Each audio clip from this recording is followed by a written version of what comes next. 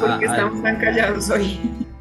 porque, no sé, estamos reflexivos, ¿será? ¿Estás en casa, José? ¿Sí? ¿O cambiaste de oficina? No, me estoy poniendo temprano para, más con el aguacero que cayó. Sí. Afortunadamente cayó agüita, ¿Y en entonces el me día vine sin carro temprano. no les dieron trabajo virtual? No, pues digamos que ahí uno puede alternar entre el virtual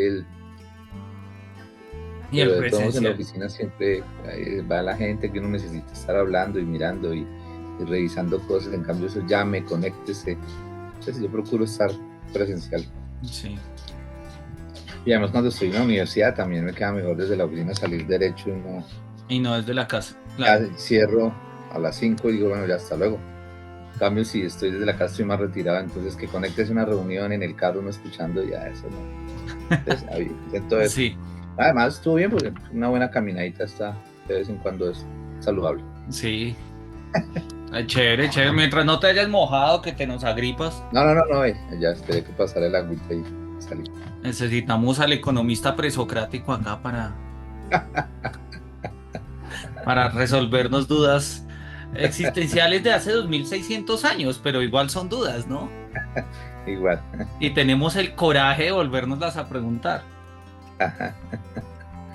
Pero bueno, me alegra, José, que estés bien. Eso, gracias.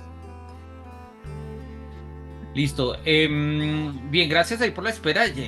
Yo creo que vamos a ir arrancando. Karen no dijo nada que se fuese a conectar o no, no sé, se conectó hace 2 días y no volvió. Ahí Samuel nos ha mandado saludes. Dijo que de pronto, que Samuel es el compañero que les digo que está viendo en diferido estas sesiones. Él está en Nueva Zelanda. Me dijo que muy probablemente se podía conectar mañana. Lo que pasa es que él trabaja y a esta hora son como las 2 de la tarde allá o la 1 de la tarde, una cosa así. Son 16 horas de diferencia, creo. 16, 18, 18 creo. Entonces, claro, pues 7 y 7 de la mañana, sí, son como la 1 de la tarde. Entonces me dijo, pero mañana me puedo conectar porque es sábado. Entonces, pues para nosotros viernes, allá sábado. Entonces, pues oye, buenísimo. Entonces, esperemos. Me parece bonito poder contar también con él. Y oye, pues repito, como yo creo que una de las ventajas de los espacios universitarios y escolares y en general, cuando aprendemos cualquier tema, es poder conectar con otras personas, ¿no? Eso siempre es clave. Entonces, esperemos que todo fluya de la mejor manera. Bien, hoy traigo más preguntas existenciales. Hoy quiero arrancar con más preguntas existenciales antes de remontarnos a los filósofos del pasado para responder las preguntas existenciales. La pregunta que viene hoy tiene que ver con si hay un orden en el mundo. ¿Ustedes cómo lo ven? ¿Hay un orden en el mundo? Y no me refiero únicamente en el mundo humano, aun cuando si lo quieren ver en el mundo humano, pues en el mundo humano. ¿Hay un orden? ¿No hay un orden? ¿Ustedes qué creen? ¿Cómo lo ven? ¿Qué se necesitaría para que hubiese un orden en caso de que no lo hubiese? ¿Cómo lo ves, Valentina? ¿Hay un orden en el mundo? Yo creo que sí. La naturaleza, la naturaleza no pide permiso y en ese sentido como que su suceder parece perfecto. Es que no sé, yo le voy mucho a Leibniz y para mí este sí es el mejor de los mundos posibles. En tanto eso sí creo que hay un orden. No creo que preestablecido, aunque un orden implica que sea preestablecido, ¿no? Pues esa es la idea de un orden. O sea, un orden puede ser a manera de una especie de algoritmo como lo es en Leibniz, donde Ay, no está sé. y ponle play y eso empieza a correr y a funcionar, pero pues no hay nada que se salga del criterio, no hay nada que se salga del paradigma, digamos, del algoritmo. Algo tiene que haber establecido para que haya orden. Sí, Por lo o sea, menos el criterio ordenador. Si no hay criterio ordenador, no hay orden, ¿no? hay leyes universales y eso dicta un orden. Hay polaridades, y demás. Pero un orden, digamos, en el devenir, no sé, yo cada vez creo menos en el destino. Ujú. Ay, no sé cómo desarrollarlo también. O sea, son ideas muy No, existenciales. no te preocupes, estamos acá justamente para preguntarnos, porque si crees que hay un orden en la vida, ¿por qué tu vida es un desastre? No, mentiras. Eh, no, es molestándote con Mi cariño, no. psicóloga también me lo preguntó hoy, pero ese es otro. No, lo preguntamos precisamente porque lo que vamos a mirar tiene que ver con eso. Y creo que es una sensación que con la que nosotros constantemente tenemos que vernosla en el mundo, ¿no? Si hay un orden de las cosas. De hecho, hay veces que a nosotros nos parece que hay cosas que no son justas, ¿sí? O sea, aspectos naturales, aspectos circunstanciales, lo cual parecería que tuviese o exigiese un orden alternativo del mundo en el cual sí fuese justo. Piensen ustedes, no sé, accidentes de tránsito donde mueren los papás y quedan los hijos, ¿sí? Y hijos chiquitos. No es justo que eso pase, pero pues son cosas que pasan. Entonces la pregunta es ¿por qué pasan? ¿Sí? Si no deberían pasar. Ahora, pues accidentes pasan y no es que los accidentes deban pasar, por eso son accidentes, pasan. Pero de un momento a otro, pues pasan ciertos accidentes que nos hacen cuestionar la manera en la que incluso la misma accidentalidad se da y suponemos, así sea de manera un poco emocional, que tuviese que haber una especie de orden del mundo moral, emotivo, como usted lo quiera llamar, en el que ese tipo de cosas no debieran pasar. Y el hecho de que pasen, pues nos compromete un poco el orden del mundo. No sé, José, ¿tú cómo lo ves? Yo, yo pienso que ante la pregunta que usted formula, o con la que iniciamos, es, creo que por sí mismo el mundo natural tiene su orden. Pues pudo haberse originado desde un caos, pero tiene su orden y su sentido de actuar. Pero la medida que fue evolucionando, creo que el ser humano, o el hombre que conocemos hace millones de años, que hoy en día desordenó eso. O sea, ese orden natural, de alguna manera, sí, de alguna manera, no, un orden natural para, como decía Valentina Yugo, no va a pensar si es preestablecido porque hay una fuerza superior o espiritual o algo, no sé, en eso no, pero creo que tiene su propio orden, tiene su propio sentido. Si el mundo se dejara actuar y el hombre no actuara racionalmente, naturalmente, eso tiene su orden de actuar, pero el hombre en su afán, pues, de riqueza a lo que lo ha llevado el desarrollo, y ahí tenemos que entrar a discutir si es que si hemos desarrollado, si hemos evolucionado, pero bueno, sería más adelante si alcanzamos. Yo creo que el hombre es el que ha generado el desorden de ese orden natural, con su actuar, de la manera en que ha intervenido la propia naturaleza, de la manera en que intervienen las relaciones con los otros, ¿m? Lo que ha generado es un desorden. Ujú. Serías un buen pastor protestante, de hecho.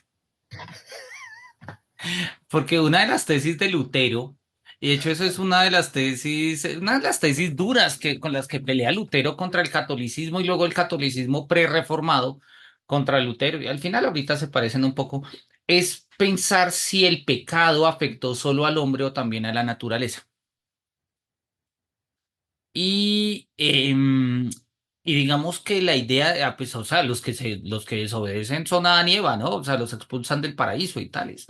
Pero pues de ahí en adelante también la naturaleza cae de una u otra manera, ¿no? Y porque si bien estaba el paraíso terrenal, donde todo era felicidad, paz y amor, pues después del paraíso terrenal ya no todo es felicidad y amor, no solamente para los seres humanos, sino también para la naturaleza. Y Lutero enfatiza específicamente que la naturaleza cae con el ser humano, ¿sí? Lo cual eso, por ejemplo, para ciertas posturas franciscanas chocaba, porque al contrario, el hermano Sol, el hermano Lobo, la hermana Luna, todo es perfecto y lo único que no lo somos somos los seres humanos, ¿sí? Ya la contrarreforma va a aceptar que sí, nos tiramos el mundo, así que ya entrados en gastos, caemos los seres humanos y cae el mundo entero. Y es una discusión muy fuerte, de hecho, uno de los puntos iniciales de discusión, repito, fuertes entre el protestantismo y el catolicismo, teológicamente hablando, tenía que ver con la caída de la naturaleza. De hecho, por allá hay una cita en Isaías, creo que es, o en Ezequiel, no me acuerdo, que dicen que después de todo, perdón, el león pastará con la oveja y el niño meterá la mano de la serpiente y no lo morderá. Y sí, o sea, como una naturaleza no caída, una naturaleza en paz, sí, lo que podríamos llamar un orden, pues sobrenatural en la medida en que no es el natural. Entonces, sí, bueno, eso es una postura, mira, repito, con profundos ecos teológicos, que quitándole la teología, lo que tenemos son, pues básicamente, nos volvemos ecologistas actualmente, ¿no? La ecología actualmente es una forma es un eco, volví, valga la redundancia, de lo que eran estas discusiones teológicas de saber si nosotros nos estamos condenando a nosotros mismos y a la naturaleza, ¿sí? Y pues la ecología actual lo sostiene. ¿Sí? Y con argumentos racionales, ya no teológicos, con argumentos racionales, estadísticas, ¿sí? O sea, no es algo, pero de una u otra forma recuerda estas discusiones. Hay quienes, por ejemplo, consideran que eso no es cierto. O sea, hay quienes consideran que el cambio climático y tales, bueno, algunos de entrada lo niegan a lo plan Donald Trump y compañía, pero no vamos por ahí. Hay quienes dicen que, mira, todo el tema del cambio climático y demás, pues sí, va a dañar la naturaleza, pero al mismo tiempo la naturaleza, y sobre todo entendido como planeta Tierra y lo que ello implica, pues se va a volver a regenerar y a reconstruir, incluso después de los seres humanos. Y lo que pasa es que lo que a nosotros nos interesa es una naturaleza donde podamos vivir nosotros. Sí, pero pues de que el mundo siga, así como existió antes de los seres humanos, y era un hervidero y sí, lo que contaba un poco ayer Felipe, que cayeron asteroides y el agua y los primeros seres vivos y todo ese tipo de cosas, pues muy fácilmente el ser humano podría ser un paréntesis en toda la ecuación larguísima que ya pues, duró 100.000 años, 200.000 años, lo que sea, y ya, y sigue. Podríamos pensarlo, ¿no? Pero bueno, Felipe, ¿cómo es el tema del orden? ¿Hay un orden en el mundo o no hay un orden en el Sí, mundo? yo pienso que sí, sí hay un orden, hay un orden claro en todo lo que es el BIOS, ¿no? En toda la vida se podría pensar como un cierto algoritmo, ¿no? Y retomo el tema que había mencionado, que es un dinamismo. Hay muchas fuerzas en la naturaleza cultural del ser humano también en particular, que van sumando y se puede generar cierto desequilibrio en esa naturaleza, pero asimismo no rompe ese orden. Por ejemplo, ahorita que el profe mencionaba el tema de los accidentes, pues nosotros como sujetos particulares estamos sujetos a sufrir cualquier tipo de accidente. Pero realmente y el mismo orden no lo dice. Si uno desafortunadamente va en un vehículo a muy alta velocidad y tiene algún accidente con los frenos y desafortunadamente pues pierde la vida, casi que el orden es, oiga, pues un cuerpo físico no puede aguantar el tutarazo. Ya romper ese orden ya estaría por el tema de los milagros y por eso mismo yo no creo en los milagros, porque un milagro sería romper ese orden. Entonces yo pienso que si hay un orden establecido, que son fuerzas que generan cierto dinamismo, que como cualquier dinamismo se puede ir para un lado, ¿no? No puede ser excéntrico, que es lo que nos pasa, por ejemplo, en el orden en la naturaleza hoy en día, que pues, el sistema economía o el sistema mercado pues ya es más grande que el mismo sistema planeta, entonces pues genera un desequilibrio. Pero el mismo orden nos dice, oiga, si usted va a desequilibrar, pues se va a quedar sin recursos, si ya no tiene recursos, pues va a pasar esto. Entonces, dejo que la misma naturaleza va a tender a arreglarlo. Entonces, yo creo que hay un orden, como decía, como un algoritmo, ¿no? Si a tal reacción pueden suceder estas acciones, o sea, a tal acción, perdón, pueden suceder estas reacciones. Pero pues no es un tema de milagros, de saltos cuánticos que de pronto, si A más A es igual a 2A, pero de pronto termina 8A y no, pues esto no va con el orden. Entonces, por Ujú. eso el tema de los milagros siempre me he preguntado, bueno, ¿por qué? O sea, ¿qué está pasando para que se rompa todo, no? Entonces yo sí pienso que pues claramente estamos como en un marco de un marco de referencia, como un algoritmo de un programa de computador, llámese BIOS, donde a tal dato, tal salida, ¿no? Con la particularidad del hombre, todo lo que conlleva con la cultura y todos los dinamismos que también se han generado, pues generan otro tipo de reacciones, pero también digamos que está sujeto a un orden en particular, que lo podría Mm, llamar vida, ¿no? O naturaleza. El sí. nombre no sabría qué nombre darle, pero pues más o menos intuyo que hay alguno. Ok. Chévere, creo que somos unos creyentes del orden. Podríamos armar una secta, no sé, los fieles del orden dorado, una vaina así, como para, pues si uno es un orden que brille y tales.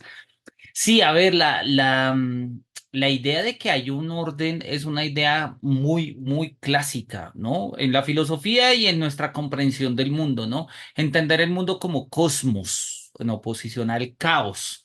Y cosmos es orden.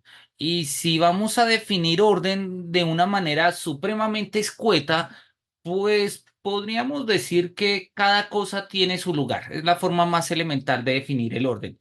Pero no es que cada cosa tenga su lugar, sino que hay una razón por la cual cada cosa tiene su lugar. O mejor, hay una razón que explica por qué ese es el lugar de una cosa. Es un poco, sí, lo que nosotros tendríamos que hablar de orden. Valentina, Es que cuando tú hablas de orden y cómo lo planteas, a mí me suena muy espinosista, ¿sí? desarrolla, O sea, el que, desarrolla. el que se cumpla un orden y como que todo está, no es un plan fríamente calculado, pero sí el devenir sigue un orden, pues me hace pensar en Spinoza y, y en lo que él postula.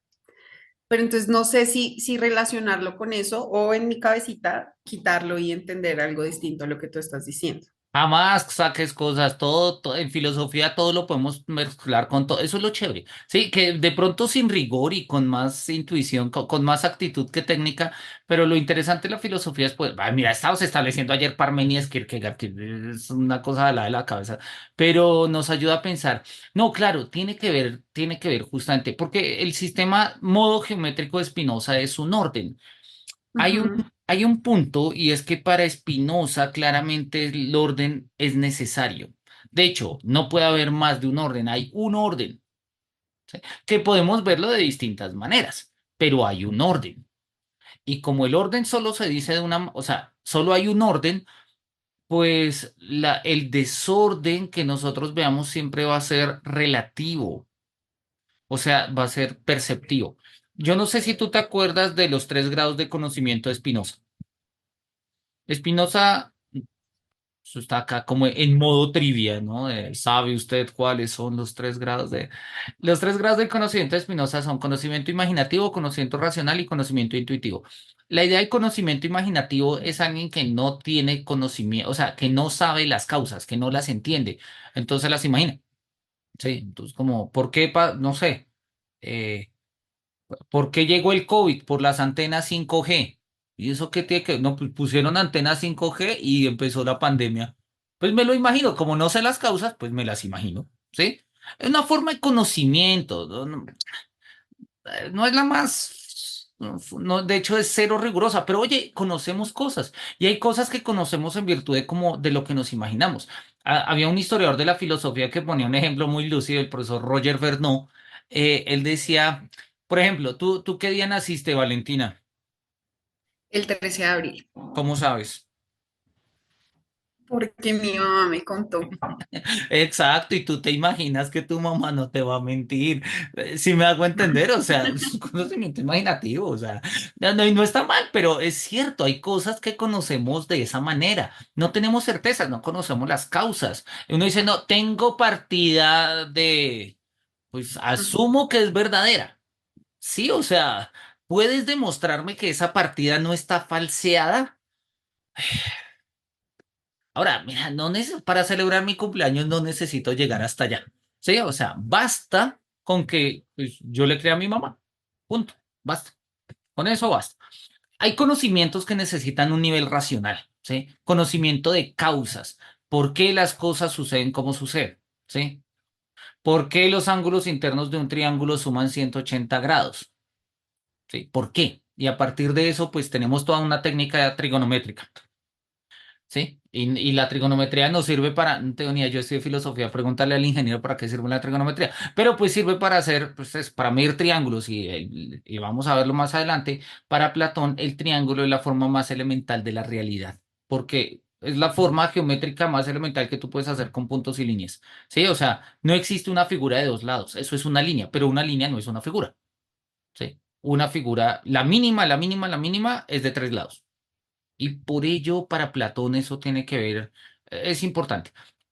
Luego vamos a mencionar. Entonces, para Spinoza hay cosas que sí podemos conocer racionalmente, ¿sí? Y las conocemos racionalmente en tanto que conozcamos las causas. Y las causas para Spinoza son causas eficientes, es decir, el por qué, de dónde viene algo. Que era un poco lo que decía Felipe, ¿no? Si tenemos los suficientes conocimientos, si tenemos la suficiente data, podemos entender el orden de las cosas. Pero para Spinoza había un conocimiento aún más alto que el conocimiento racional, que es el conocimiento intuitivo. En el conocimiento racional todavía hay distinciones entre conceptos y, o sea, hay distinciones entre conceptos. Y si no hemos conceptualizado bien, de pronto no nos funciona. Pero si conceptualizamos mejor, pues, oye, vamos teniendo un conocimiento más alto. Y eso termina siendo la intuición. La intuición es el conocimiento más alto que podemos tener. Entonces, vamos a ponerlo en estos términos. Cuando nosotros no entendemos el orden, sino que lo imaginamos, somos esclavos del orden, porque no lo entendemos, entonces toca seguirlo. Cuando nosotros entendemos, ¿sí? Entonces comprendemos el por qué el orden es así y aceptamos el orden, conocimiento racional. Y el conocimiento más alto, que sería el conocimiento intuitivo, es darnos cuenta que el orden nos atraviesa, nos configura y nos constituye. Somos ese orden. Lo que pasa es que eso ya es profundamente místico. Para Spinoza lo habla en términos de un amor intelectual de Dios. Eso ya es un poco raro. Pero en principio va por ahí. Entonces tiene todo que ver, tiene todo que ver. De hecho, volvamos a la pregunta elemental del orden que tú ponías. ¿El orden implica un mundo preestablecido? O sea, ¿todo orden es un orden preestablecido o no?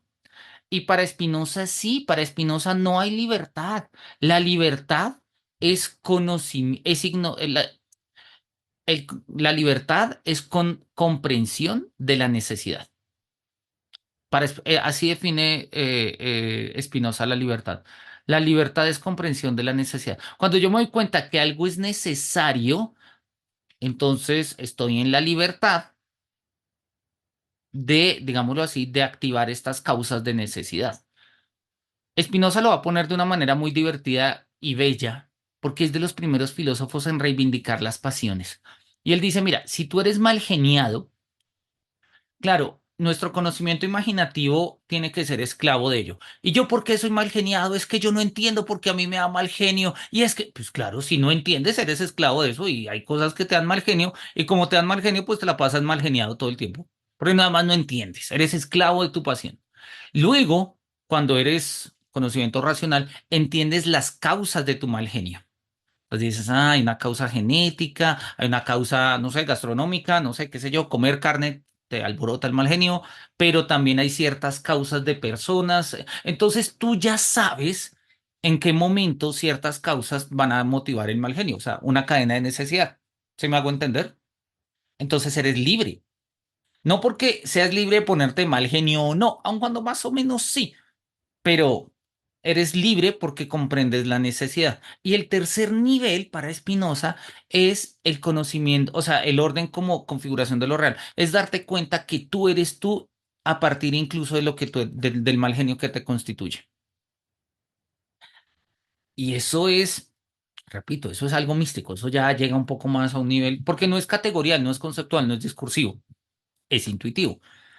¿Mm? Entonces la pregunta por el orden siempre va a enfrentar este tipo de escenarios. Por ahí se conectó, no sé, Samuel, ¿eres tú? Creo que estás ahí. Veo un Sam con rayitas. Si estás ahí, no sé si estés trabajando o no, igual saludo escucharte o saludarte por acá. Bien, entonces, pero sí, más o menos, Valentina, Sí, es que quiero plantearles un asunto, una plantea el suerte de asunto. libro místico que ahorita Felipe me recordó. Felipe dice, yo no creo en los saltos cuánticos. Como yo les dije, a mí la física cuántica me trama, pero no sé nada, porque además siempre fui como un poquito negada. Entonces me puse como a pensar, integrándolo a la practicidad de mi vida, qué puede ser un salto cuántico. Entonces, esta persona es una persona mal geniada y condiciono mi vida al mal genio, ¿sí? A mi personalidad. Pero entonces se me llega una situación y me di cuenta que tengo el poder de reaccionar distinto a como solía reaccionar. Entonces, en el momento en el que yo reacciono distinto, yo creo y suelo creer, o sea, sí creo, porque también lo he evidenciado, que como que el orden de las cosas cambia. O sea, si yo reacciono siempre, pues va a seguir un orden, el que yo conozco. Y en el momento en el que yo reacciono distinto, como que algo se altera y pasa algo que yo no preveía. Y en ese sentido digo como, uff, se me altera el orden. Y para mí, no sé, sería una suerte de salto cuántico o una forma romántica de verlo. Y en ese sentido es cuando yo digo como, ay, Espinosa, tú me caes súper bien, profe Bula, te amo, pero creo que sí hay una suerte de libertad. O no, o de pronto la opción de reaccionar distinto está dentro de ese orden intuitivo. Claramente la idea de, a ver, obviamente un sistema de libertad implica la posibilidad de obrar de otra manera, ¿no? Y eso en Spinoza no se da porque pues en Spinoza todo es una deducción de la substancia. Pero mire, en Sócrates sí se puede dar. Lo que vamos a mirar de Sócrates sí se puede dar. Pasemos un momentico al texto de Sócrates, de Platón, pues Sócrates no escribió, ¿sí?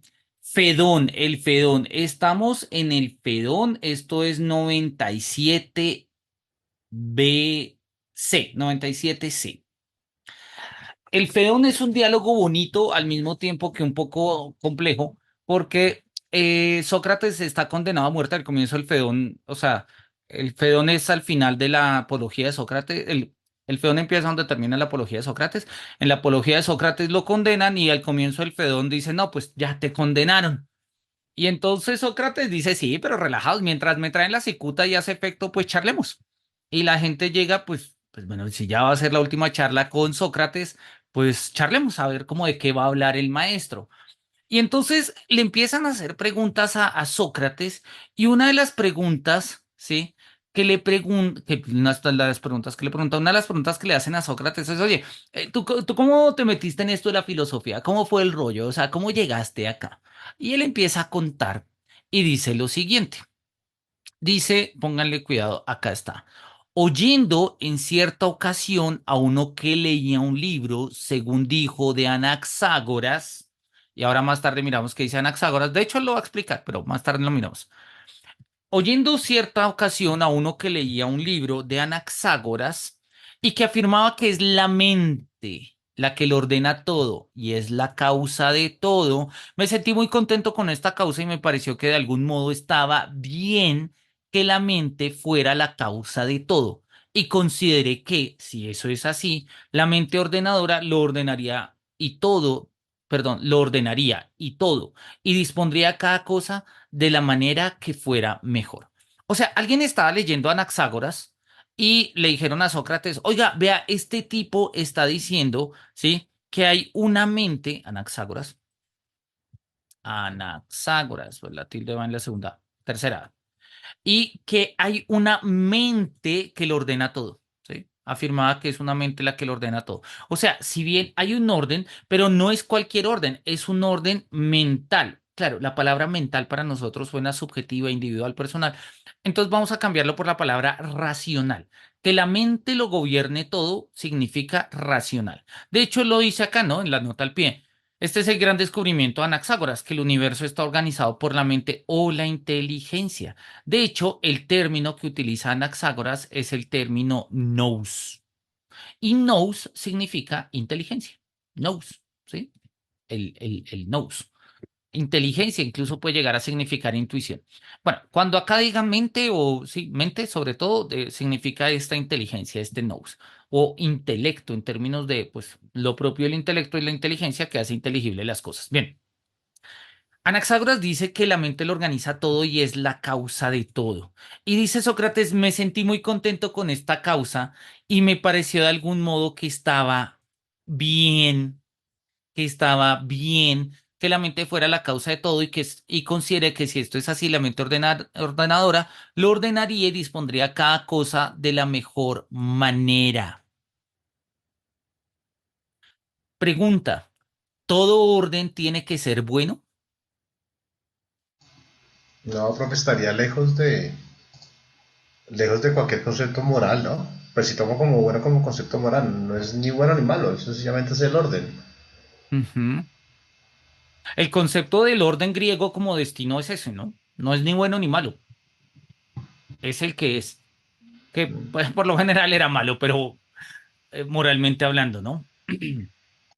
¿Ustedes han escuchado la filosofía de Philip Maitlander? Philip Maitlander es un tipo rarísimo. Cuando tengan la ocasión, escuchen, léanlo. Él tiene un libro muy famoso que se llama, lo vi por acá. Acá está, La filosofía de la redención. La filosofía de la redención. Es un libro, el tipo no le pararon muchas bolas cuando vivió. Él vivió a mitad del siglo XIX, contemporáneo de Schopenhauer. En el siglo XX lo trabajaron un poco, tampoco le pararon muchas bolas, pero hoy en día en el siglo XXI le han empezado a parar bolas. Han traducido su gran obra que se llama La filosofía de la redención, que es Philosophie der Erlösung, dividida en dos volúmenes. Hace como 10 años el Fondo de Cultura, no más, como 15, el Fondo de Cultura Económica había sacado la traducción de unos fragmentos. Ya se consigue la traducción de los dos volúmenes. Y hay un grupo mainlanderiano a nivel mundial, si se quiere, que pasa esto. ¿Cuál es la tesis de Mainlander? Se fue. Denme un segundo, vamos a abrir, pongámosla acá.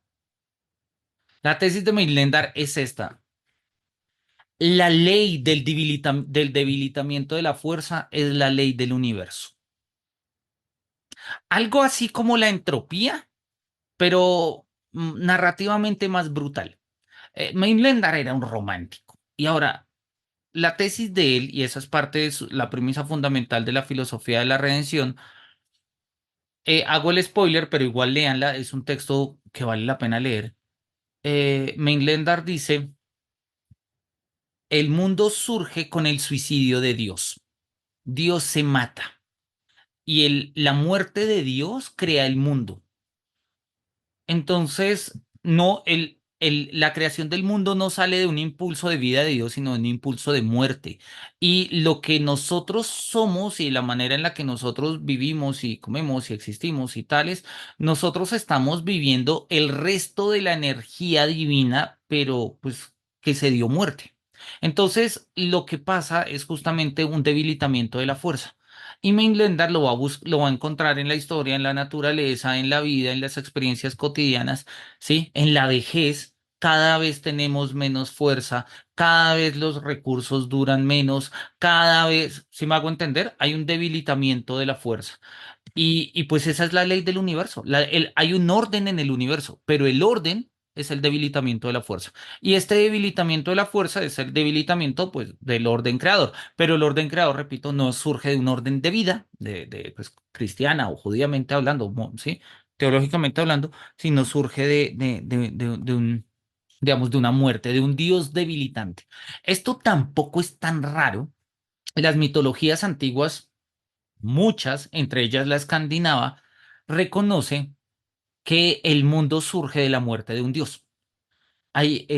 Para los vikingos, el mundo está hecho de los restos de un gigante que se llama Gotir, creo, algo así. Bueno, luego ustedes buscan cómo se llama el gigante en la mitología vikinga que le dio forma al mundo y se supone que el cráneo del gigante es lo que forma nuestro cielo, ¿sí? Nuestro firmamento.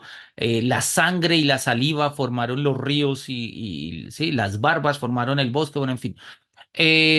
Sí, es una idea que viene en los mitos y Mainlander la pone acá. Pero esto es una pregunta opuesta a la de Sócrates. Sócrates de entrada asume que si hay una mente que ordena el mundo, entonces ese orden tiene que ser bueno. Sí, lo acabamos de ver. Pero por eso viene la pregunta, ¿todo orden tiene que ser bueno?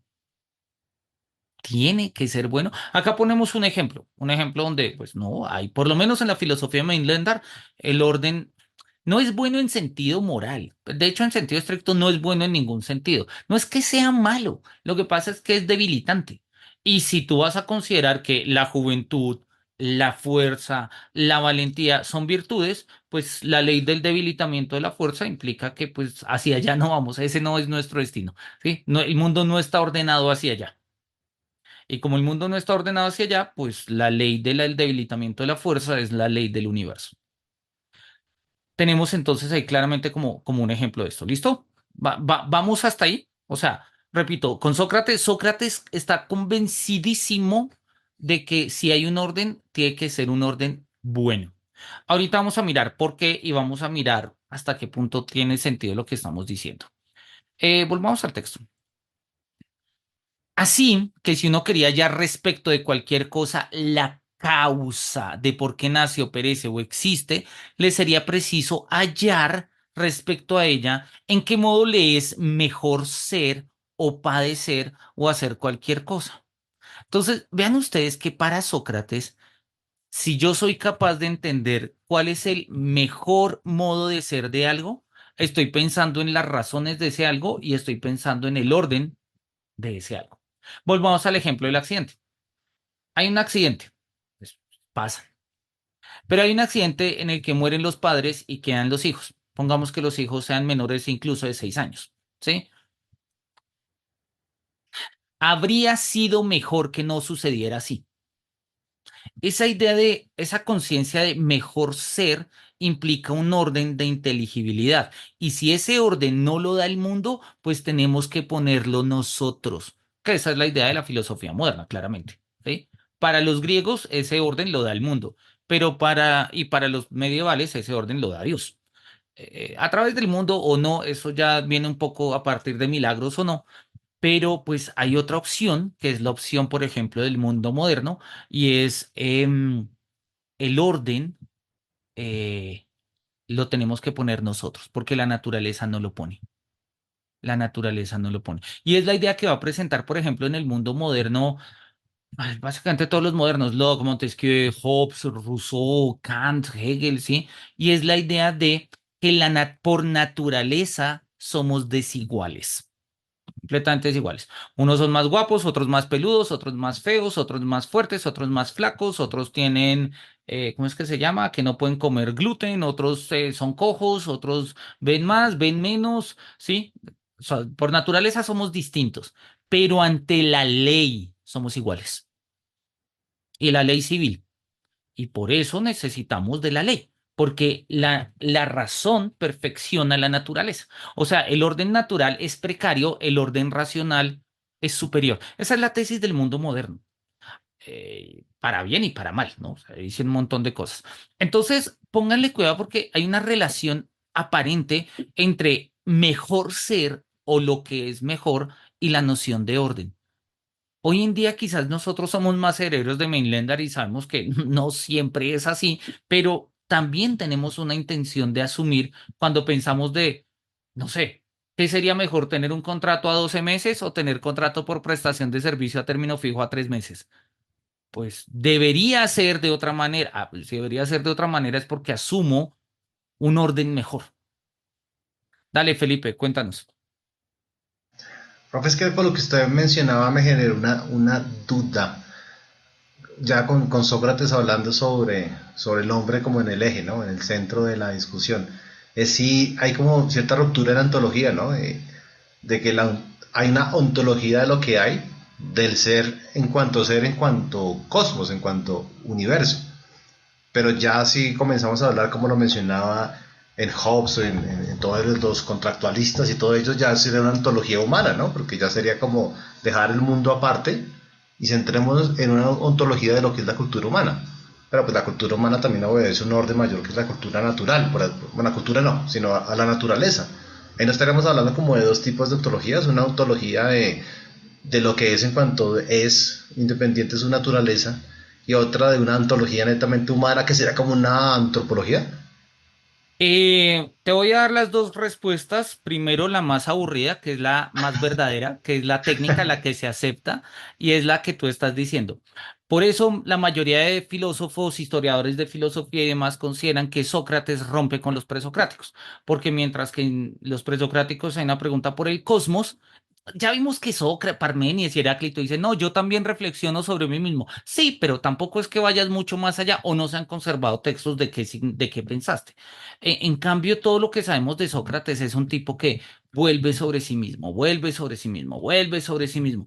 Entonces, claramente en Sócrates, y eso es lo que tú vas a encontrar en cualquier libro, historia de la filosofía y demás, es una pregunta por el hombre, una pregunta por el hombre. Y sí, es cierto, o sea, no es falso, no es falso. Y en este sentido veríamos una ruptura, una pregunta por el cosmos y una pregunta por la naturaleza. Perdón, una pregunta por el cosmos y una pregunta por el ser humano. O sea, una cosmología raya ontología y una antropología. Hasta ahí primera respuesta, si lo dices en público quedas bien parqueado, dicen este tipo se nota que se graduó de filosofía y demás. Segunda respuesta, que es una respuesta heterodoxa, herética, de la cual yo estoy plenamente convencido por lo mismo, ¿sí? Y con argumentos, y te la voy a tratar de sostener de la manera más puntual. Claramente, Sócrates tiene un giro hacia lo humano, es indudable, ¿sí? Y ahí viene el conócete a ti mismo y tales. Pero a Sócrates lo que le interesa de lo humano no es lo humano. Lo que a Sócrates le interesa de lo humano es la arete, que es la virtud. La virtud como principio de lo bueno, eso es la virtud. Y que como principio de lo bueno permea lo humano. De tal manera que nosotros, actuando bajo el principio de lo bueno, podemos ser buenos humanamente, pero podemos hacer del mundo algo mejor. ¿Sí me hago entender? Entonces, sí, sigue siendo una ontología y clásica, muy presocrática, en términos de que se sigue pensando el principio. Lo que pasa es que para Sócrates, el arjé o el principio no es ni el agua, ni el fuego, ni nada. Para Sócrates, el arjé es la arete, es la virtud. Por eso ahí en el flyer decía el tránsito del arjé a la arete. Porque para Sócrates, y eso es lo que vamos a ver justamente ahorita, para Sócrates lo clave no es que tú seas agua o fuego o aire, sino que seas lo mejor que puedes ser, ¿sí? Porque es que si no es lo mejor que puedes ser, pues hay razones de peso para que sí lo seas. Recordemos la tesis básica de Sócrates de cómo de lo que se ha llamado tradicionalmente el intelectualismo ético, de cómo la virtud se equipara al conocimiento. Si me hago entender, incluso la esencia del conocimiento es la arete. ¿Sí? Virtud es conocimiento, lo cual quiere decir que el vicio es ignorancia.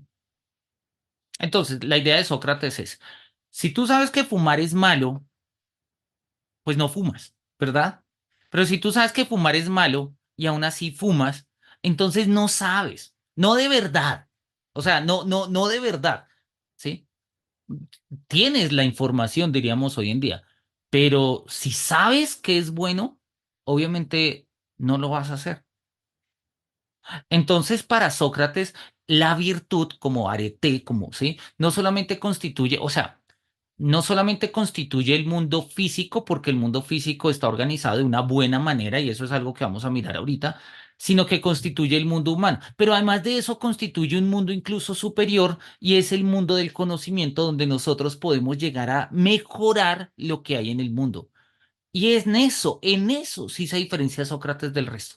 ¿Se acuerdan que lo veíamos ayer con Empédocles? Sí, el agua, el fuego, el aire son inamovibles, imperturbables, intransformables. O sea, tú no puedes hacer del agua mejor agua. Sí, es agua. Pero oye, gracias a una comprensión del cosmos como arete, ¿sí? O sea, como la virtud de ser bueno e incluso mejorar en las cosas, nosotros hemos mejorado una cantidad de cosas. Hemos mejorado la zanahoria históricamente haciendo la naranja, llenándola de betacaroteno. Porque las zanahorias originales eran blanquitas y no tenían betacaroteno, ¿sí? Hemos hecho, no sé, hemos hecho rosas que puedan, que crezcan el doble. Hemos hecho manzanas más grandes. Hemos hecho, si me hago entender, y no soy yo no soy una manzana. Yo, sí, gracias a mi conocimiento logro desarrollar las virtudes de la manzana. ¿Y cuál es la virtud de la manzana? Ser dulce, ser carnosa, ser tales. Y entonces nosotros podemos transformar el mundo a través de lo que nosotros somos. Somos racionales, pues lo transformamos a través de nuestra racionalidad. Y en este sentido, nota que la expresión de Protágoras, ¿sí? Por eso o sea, por eso es que Sócrates peleaba con Protágoras, porque estaban cerca, pero no quería ser como Protágoras. ¿Cuál era la frase de Protágoras? ¿Se acuerdan? Yo estoy creo que me encantan las trivias. Debería ser un juego de trivia filosófica y de... La frase de Protágoras. Protágoras dice, el hombre es la medida de todas las cosas, de las que son en tanto que son y de las que no son en tanto que no son. Protágoras es un antropólogo. Total. Protágoras pone al hombre en el centro. ¿Sí? Entonces, si para el hombre esto es bueno, eso es bueno. Y si para el hombre esto es malo, eso es malo. Eso es lo que está diciendo Protágoras. Claro, Protágoras incluso lo lleva a un plano individual, donde el individuo, que no es un concepto griego, pero donde el individuo es la medida de todas las cosas. Y bueno, ya sabemos que eso no es así, pero podríamos verlo. Para Sócrates no es tanto, es más bien la arete, la virtud es la medida de todas las cosas. Así que un vino bueno se parece a un músico bueno en que ambos son buenos en lo que deben ser. ¿Sí me hago entender? ¿Y en qué consiste que un vino sea bueno? Pues en que desarrolle, de hecho nosotros todavía utilizamos esa jerga, en que las virtudes de lo que es estén desarrolladas. Si la virtud del vino es ser aromático, pues que sea aromático. Y si la virtud del vino es ser, no sé, si estoy tomando, no tengo ni idea de vino, si estoy tomando, mi conocimiento del vino se reduce al de uno y cuando tengo plata, ligeramente al carulla, ¿no? Entonces, si uno vaya al carulla y tal y ve un cabernet o lo que sea, uno dice, ah, un vino. Y entonces hay unos que cuestan más que otros y uno dice, ah, este es mejor. Ok, ¿por qué es mejor? ¿Por el precio? A veces uno piensa que sí, pero es mejor pues por las virtudes propias del vino, ¿sí? Por su sabor, por su aroma, por su textura, por su... Bueno, o sea, ahí están todos los catadores de vino diciendo cosas. Y luego yo me voy a un concierto y entonces está el telonero y luego el segundo telonero y luego el artista principal. Y yo digo, el segundo telonero fue mejor. ¿Por qué? Por las virtudes del artista. Si me hago entender, el hecho de que nosotros podamos, y por eso digo, y es todavía no he escrito este artículo y algún día quiero escribirlo. Lo que pasa es que termina uno llenándose de pendejadas administrativas y sí, pero yo creo en algún momento voy a escribirlo, porque yo estoy convencido de que podemos soportar, y estoy seguro que no soy el único, solo que no he tenido tiempo de buscar quién más dice esto, que la noción de arete en Sócrates se parece a la noción de Arge de los presocráticos. Se parece. Lo que pasa es que es una noción transformadora, porque es hacer de algo moral un principio natural. Eso sí no estaba en los presocráticos. Eso sí no estaba. Porque en los presocráticos el principio natural, no es moral. Pero repito, y esto no es un ejemplo solamente que nos vaya a poner Sócrates, ahorita él nos va a poner este tipo de ejemplos, sino que nos va, Aristóteles, Séneca, son de los que más van a desarrollar esta idea de cómo podemos hablar de la virtud, digamos. De hecho, es que nosotros en español lo hablamos así, ¿no? De la virtud de este carro, ¿sí? Es que tal cosa, como si el carro tuviese una virtud, ¿no? Pero pues la virtud es que ahorra combustible. Pues sí, ¿no? Un medio de transporte debería ser ecológico, debería. Ya empiezo a suponer órdenes, órdenes de bondad, órdenes de moral, órdenes de... Y si nosotros somos socráticos, termina siendo por esto, porque seguimos asumiendo que más allá del fuego, del aire, del agua y de lo que sea, hay un principio a la base, un principio ordenador del mundo, que es un principio de la arete. Y la arete es claramente un principio moral. Este principio moral no es un principio moralizante o moralista, no es un principio que dependa de una institución. Por eso Sócrates, ¿dónde pone Sócrates el centro de la moral? En el daimon. No es que hay un espíritu que me dice que es bueno y que es malo. Y pues allá lo condenan por meter nuevos dioses. Pero lo que Sócrates llama daimon, sí, el famoso daimon de Sócrates, no es más que lo que San Agustín va a llamar conciencia moral, ¿sí? La conciencia de hasta qué punto las cosas son mejores que otras.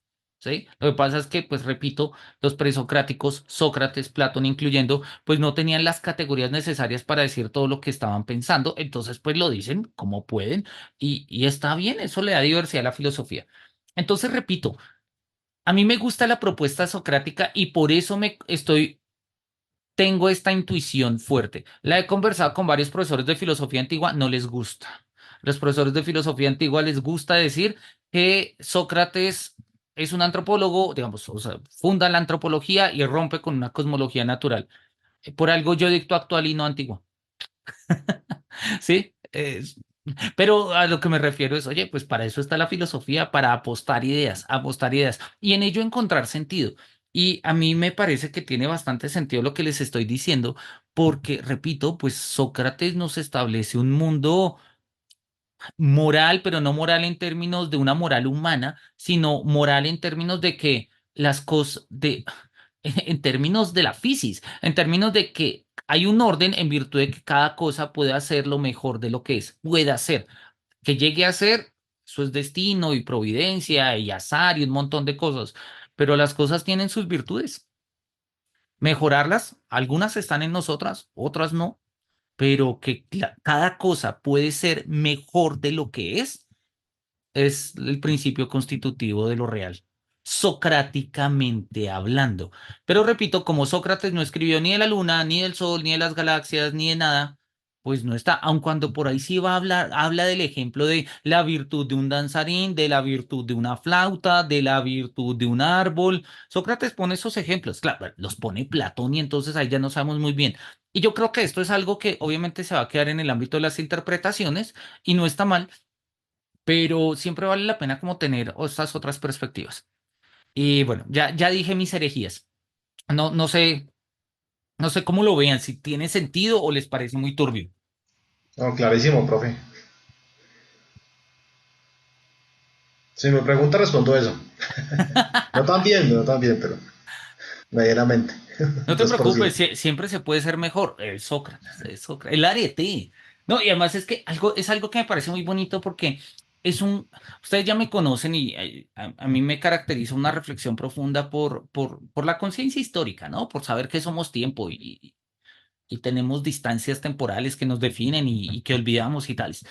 Y a mí me parece que esta perspectiva socrática justamente abre un dinamismo, ¿sí?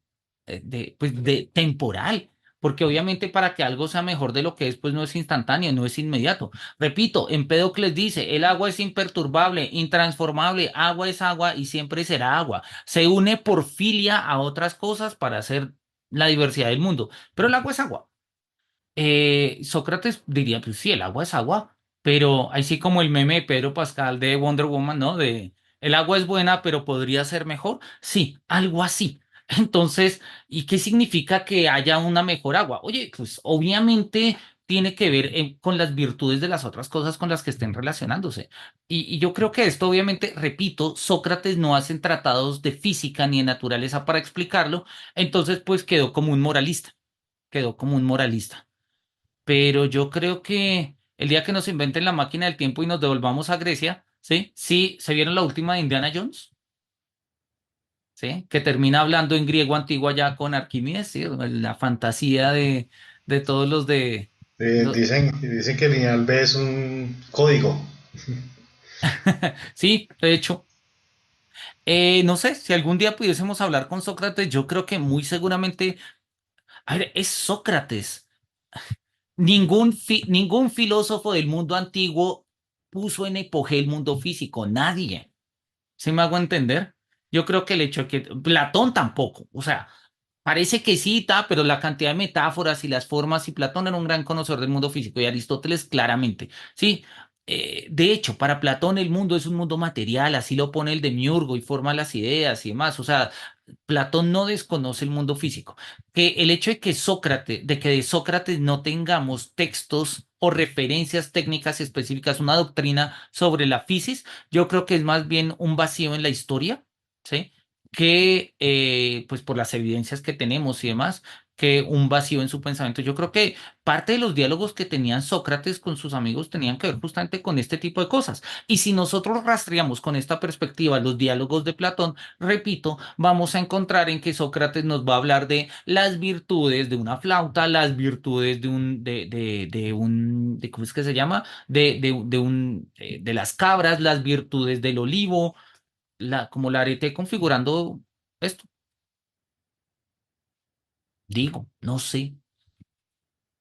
Pero bueno, sigamos. Sí, más o menos, José, Valentina, más o menos. O estoy muy volado y se quedaron hace 20 minutos y no sabemos de qué estamos hablando. No, No, no, no, no, no. no, no. No, Usted mismo no lo ha logra dicho, de coger eso se trata la filosofía. La filosofía siempre llega tarde, entonces. Lo que pasa es que me emocioné y empiezo a echar carreta por acá.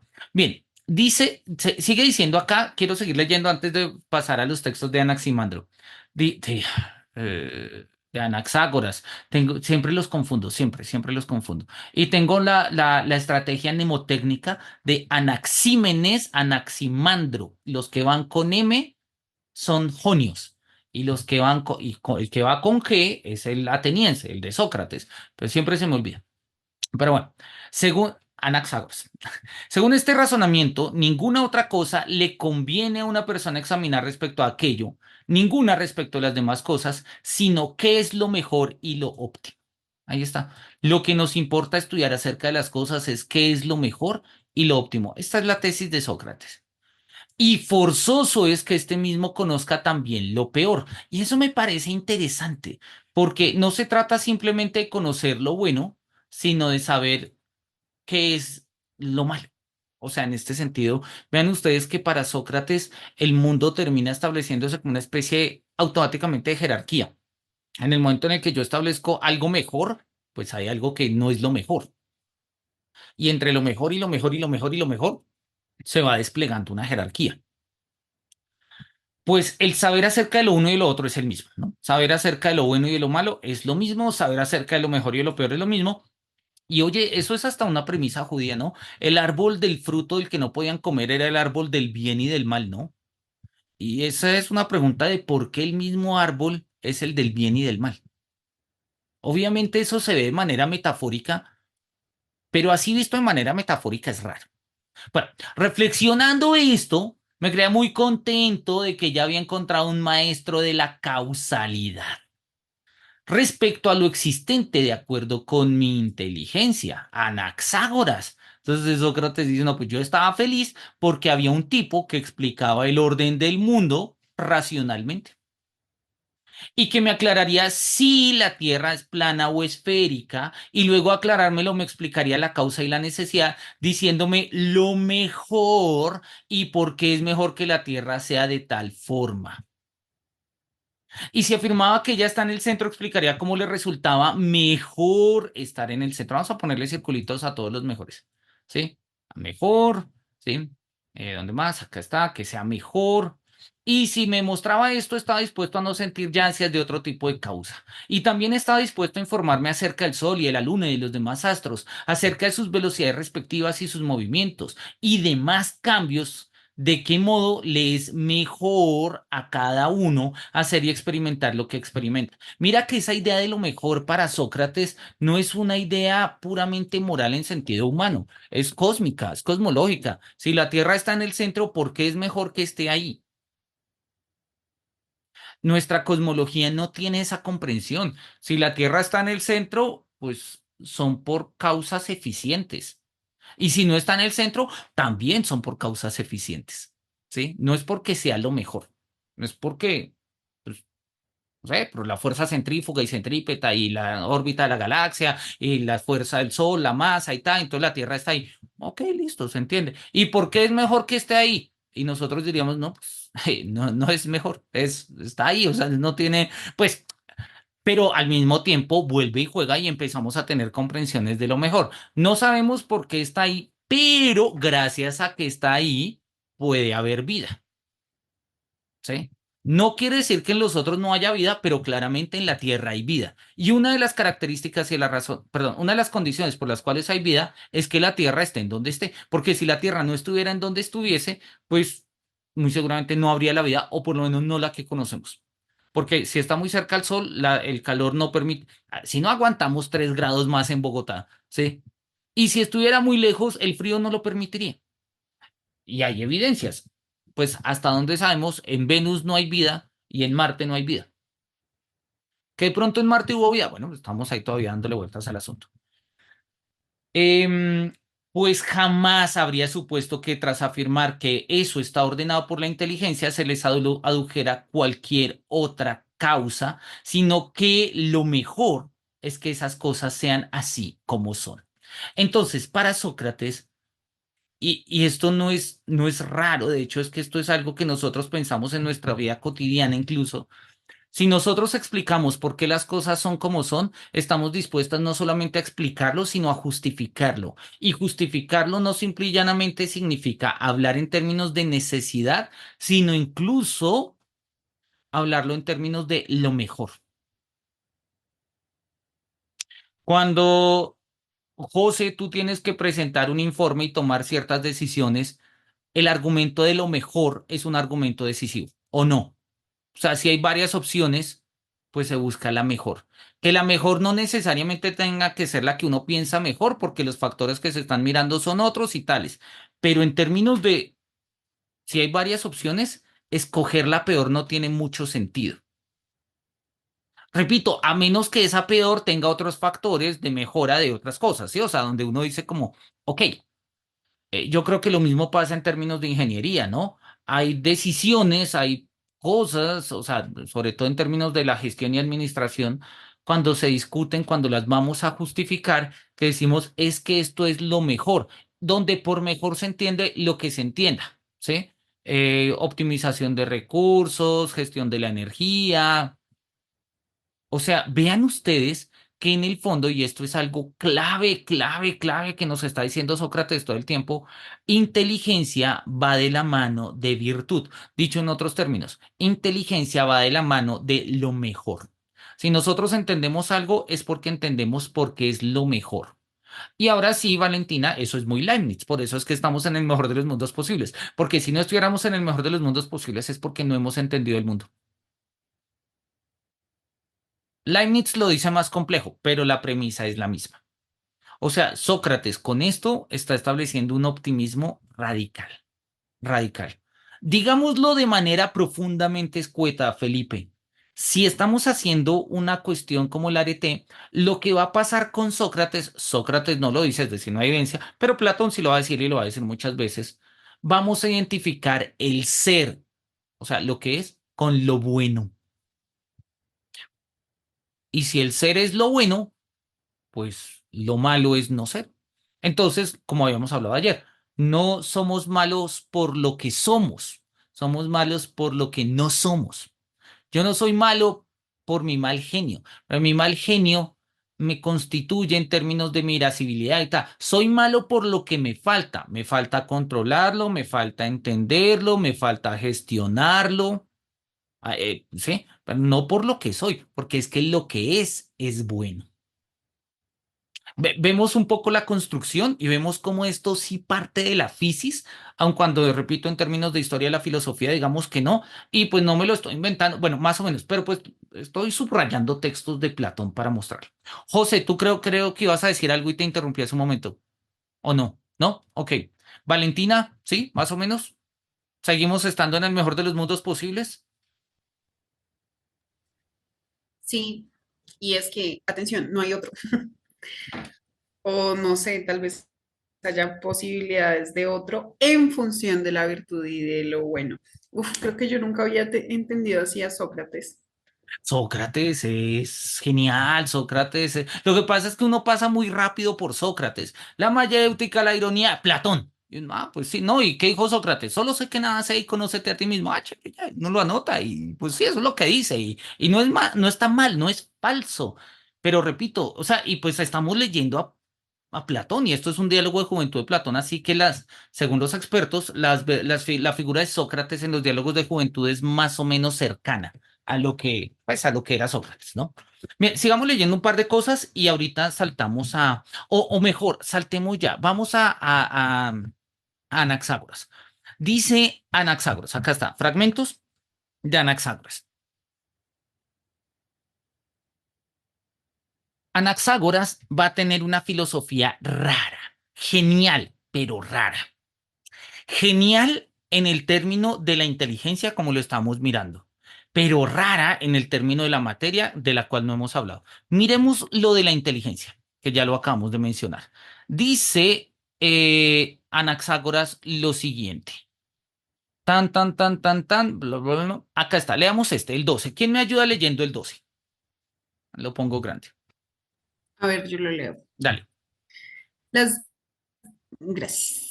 Las demás cosas tienen una porción de todo, pero el intelecto es infinito, autónomo y no está mezclado con ninguna cosa, sino que está solo por sí mismo. Y es que si no existiera por sí mismo, sino que estuviera mezclado con alguna otra cosa, tendría una parte de todas las cosas. Caso de estar mezclado con alguna, pues en todo hay una, que, de nuevo, esperen, me perdí. Caso de estar mezclado con alguna, pues en todo hay una porción de todo, como al principio ha constatado.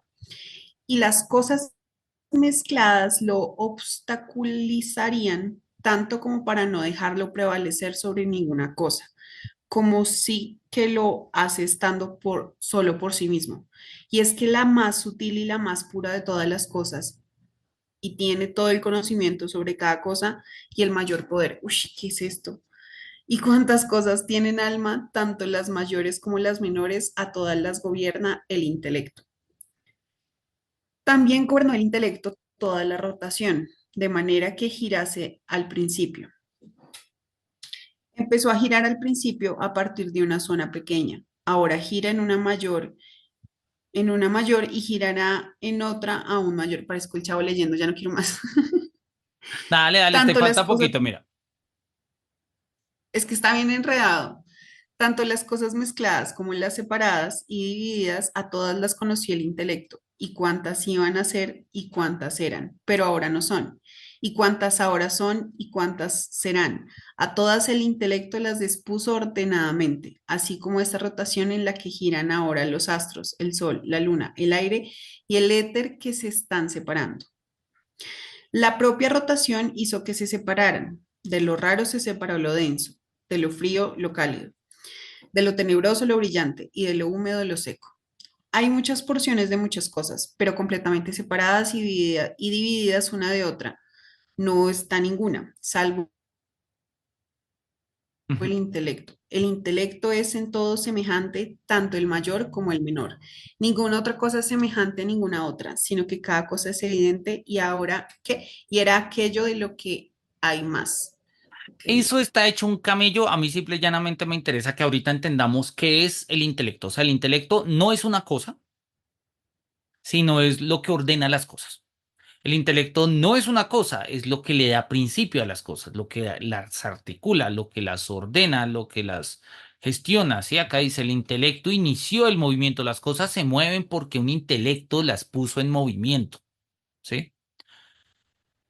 Se iba separando de todo lo movido y todo cuanto movió el intelecto se separó, etcétera. El intelecto que existe siempre, evidentemente existe también ahora donde están las demás cosas, en la multiplicidad circundante en las cosas que han sido unidas y en las que han sido separadas. ¿Listo? Y acá, bueno, no, mentiras, dejémoslo ahí. Entendemos que para Anaxágoras, el intelecto es un principio por fuera del mundo físico, llamémoslo así, pero es lo que organiza y le da sentido al mundo físico. Hasta ahí vamos, ¿sí? Entonces, eso es lo que le interesa a Sócrates. Sócrates dice, si hay un intelecto que organiza el mundo, la única forma que yo entiendo del entendimiento es el entendimiento de lo mejor, porque lo que es lo peor no lo entiendo. Y a nosotros nos pasa, nosotros no entendemos lo peor. No lo entendemos, ¿sí? O sea, si yo digo fumar es malo, ok, Manuel, pero tú fumas, sí, ¿por qué? Porque me gusta, ok, que te guste es bueno. Quizás no es lo mejor, pero es bueno, ¿sí? Lo mejor es la salud. Bueno, dicen. Sí, dice José que trabaja ahí en el sector, ¿no? Entonces, lo mejor es la salud. Pero oye, está bien, el gusto es bueno. Pero si a mí me dicen, Manuel, tú fumas, sí, pero tú sabes que es malo, sí. ¿Y te gusta? No. Ok, y entonces, ¿por qué fumas? Pero ¿sabes que estás gastando dinero? Sí. Y entiendes que es mejor no gastar ese dinero. Sí. Entonces, ¿por qué fumas? Si me hago entender, nosotros no logramos comprender lo peor. Si alguien elige lo peor, es porque tiene buenas razones para elegirlos, que es la típica forma de cualquier malo de película ochentera y de cualquier malo de dibujo animado. Te quiero destruir el mundo. ¿Por qué? Porque quiero ser el único que quede vivo. Bueno, pues eso es el pensamiento más egoísta, pero lo está entendiendo en términos de bondad. Hay algo bueno, ¿sí? Quiero destruir el mundo y morirme yo con él. ¿Pero por qué? Porque es que cuando yo era chiquito, mis padres... Ah, ok, para él es bueno destruir el mundo. Sí me hago entender, o sea, lo que es bueno lo entendemos. Bueno en sentido del arete, porque es principio configurador de la realidad. Pero aquello que no es bueno, aquello que no podemos entender en términos de un arete, de una virtud, de alguna bondad, no sabemos de qué va, no lo entendemos. No lo entendemos, ¿sí? Y justamente, piénsenlo, por ejemplo, hay uno de los criterios por los cuales se evalúan a los protagonistas o antagonistas de ciertas películas y novelas tienen que ver con las motivaciones del personaje. Y las motivaciones de los antagonistas por lo general son motivaciones que nos hacen comprender al antagonista. Piénsenlo en uno de los antagonistas más famosos de la década pasada, que fue Thanos, ¿no? Thanos en las películas de Marvel. El tipo quería reducir la población del universo a la mitad. ¿Por qué? Pues porque hay mucha gente. Ok, pero ¿y qué? No, pues lo que pasa es que su planeta se destruyó por exceso de consumo. Agotaron los recursos naturales y pues dio al traste el planeta. Y se dieron cuenta demasiado tarde que habían muchos y que no podían pues tener el mismo nivel de vida todos. Entonces, para Thanos, lo mejor era matar la mitad del planeta o la mitad del universo.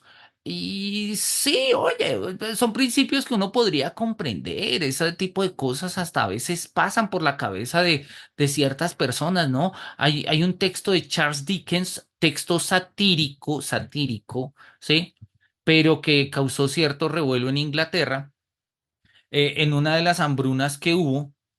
eh, en el siglo XIX, Charles Dickens escribió un cuento y dijo, ¿saben cómo vamos a acabar la hambruna? Yo les voy a decir, vamos a alimentar a los pobres para que engorden. Y una vez estén gordos, nos los comemos, ¿sí? Y hace una sátira, pero es una sátira de, o sea, obvio es sátira porque no está defendiendo ni el canibalismo ni nada, pero sí es una sátira de, además porque el lenguaje lo está diciendo, ¿no? Ya que les hemos explotado todo, por lo menos démosles unas últimas comidas, un año de bienestar y tal, con el estilo Charles Dickens, que es maravilloso. Cuando tengan tiempo, busquen escritos satíricos de Charles Dickens, ahí lo van a encontrar. No me acuerdo exactamente cómo se llama este, pero está ahí en los escritos satíricos.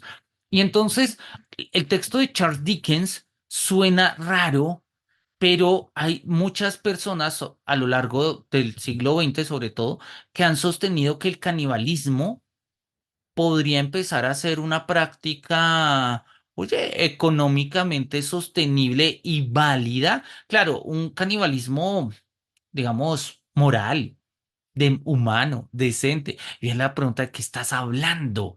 Pero es justamente tratar de hacer razonable algo mostrándole bondades. Porque es que si no tiene bondades, no lo veo razonable. No lo veo razonable. ¿Sí? Y repito, esto funciona en cualquier ejercicio laboral. ¿Sí? Si a mí el día de mañana me dicen, profesor, ¿usted por qué planeó sus clases así? Yo lo voy a explicar diciendo porque eso es lo mejor. Porque si a mí el profesor este me dice, profesor, ¿por qué planeo las clases así? Yo, porque soy filósofo y quiero que sean las peores. Pues me dice, muchas gracias por trabajar hasta ahora y pues ya no trabaja más, porque no tiene sentido. ¿Sí? Y puede ser muy reaccionario y muy iconoclasta y tal, pero simple y llanamente eso no se entiende. No se entiende en nuestro mundo, no se entiende en nuestra cultura occidental, no se entiende de una u otra forma. La arete constituye la realidad, constituye la inteligencia de lo que es. Y esto es lo que Sócrates quería ver en Anaxágoras, pero Anaxágoras no lo está diciendo. Anaxágoras dice que el intelecto mueve todo, pero vean que Anaxágoras en ningún momento nos está diciendo que el intelecto obre de la mejor manera. El intelecto obra, pero Sócrates quiere que obre de la mejor manera. Entendemos la tensión que hay entre Anaxágoras y Sócrates. ¿Sí? Más o menos, vamos hasta ahí. ¿Sí? José, Valentina, Felipe, vamos. Sí. Listo. Vamos a darle Sí, señor. el siguiente paso acá a Sócrates para mirar un poco qué es lo que está pasando, ¿no? Entonces, dice él, bueno, sigue acá, dice, así que al presentar la causa de cada uno de estos fenómenos, está hablando Sócrates, y en común para todos, creía que explicaría lo mejor para cada uno y el bien común para todos. Y no habría vendido por mucho mis esperanzas, sino que tomando con ansias en mis manos el libro, me puse a leerlo lo más aprisa que pude para saber cuanto antes lo mejor y lo peor. Pero de mi estupenda esperanza, amigo mío, salí defraudado. Oye, Sócrates también nos acompaña en esa experiencia de salir defraudado de las lecturas. Uno dice, voy a leer este libro con pleno entusiasmo. Y sí, amigo mío, Sócrates tampoco, que sí, salí desinflado. Sócrates quedó desinflado cuando al avanzar y leer, dice él, veo que el hombre no recurre para nada a la inteligencia ni le atribuye ninguna causalidad a la ordenación de las cosas, sino que aduce como causas aires, éteres, aguas y otras muchas cosas absurdas. Me pareció que habría sucedido algo muy parecido, como si uno afirmara, y este ejemplo es brillante, vamos a ponerlo acá, acá. Me pareció que habría sucedido algo muy parecido a como si uno afirmara que Sócrates hace todo lo que hace con inteligencia y luego al intentar exponer las causas de lo que hago, dijera que ahora estoy aquí sentado por esto, porque mi cuerpo está formado por huesos y tendones. Y que mis huesos son sólidos y tienen articulaciones que los separan unos de otros y los tendones son capaces de contraerse y distenderse y envuelven los huesos junto con las carnes y la piel que los rodea. ¿Sí? Así que al balancearse los huesos en sus propias coyunturas, los nervios al relajarse y tensarse a su modo, hacen que yo sea ahora capaz de flexionar mis piernas. Y esta es la razón por la que yo estoy aquí sentado con las piernas dobladas. Si yo les pregunto, ¿ustedes por qué estudian filosofía? Pues claramente uno espera una respuesta del estilo socrático, inteligente, que me hable de lo mejor. ¿Por qué es mejor para ustedes estudiar filosofía que no estudiarlo? ¿Sí me hago entender? Pero yo pregunto, ¿por qué estudiamos filosofía? Y lo que dice Sócrates es que cualquier discípulo de Anaxágoras diría, pues yo estudio filosofía porque pagué la matrícula de filosofía, lo cual es cierto. O sea, ¿por qué Sócrates está sentado? Porque tiene rodillas y tendones y músculos que se estiran y se contraen, y esa es la razón por la que yo estoy aquí sentado. Pero esa es la razón por la que Sócrates está sentado justo después de que haya sido condenado a muerte en su último diálogo con sus discípulos en el momento preciso precisamente anterior a beber la cicuta. Y a la vez, respecto de que yo dialogue con vosotros, diría otras causas por el estilo, aduciendo sonidos, soplos, voces y otras cosas semejantes, descuidando nombrar las causas de la verdad, de verdad, que una vez que los atenienses les pareció mejor condenarme a muerte, por eso también a mí me ha parecido mejor estar aquí sentado y más justo aguardar y soportar la pena que me imponen. ¿Sí? Entonces, vean ustedes que es interesante lo que nos está diciendo Sócrates, ¿sí? Porque dice, si le preguntamos a Anaxágoras, ¿por qué estoy acá sentado? Es verdad, porque tengo rodillas, músculos, tendones que se mueven y tales, y tú estás ahí. Ok, pero si me preguntan a mí, dice Sócrates, ¿por qué estoy aquí sentado? Pues les diré la verdad. Y es que a los atenienses les pareció mejor condenarme a muerte y a mí me pareció mejor estar aquí sentado esperando a que se cumpla la condena hablando con ustedes, mis amigos, en los últimos momentos. No es que la explicación de Anaxágoras sea falsa. Lo que pasa es que no logra explicar la verdad, socráticamente hablando. ¿Y cuál es la verdad? Todavía en Sócrates y en Platón no tenemos, bueno, en Platón un poquito, en Sócrates no tenemos claramente el término técnico, pero ya en Aristóteles lo tenemos. Y ese término técnico se llama causa final, teleología.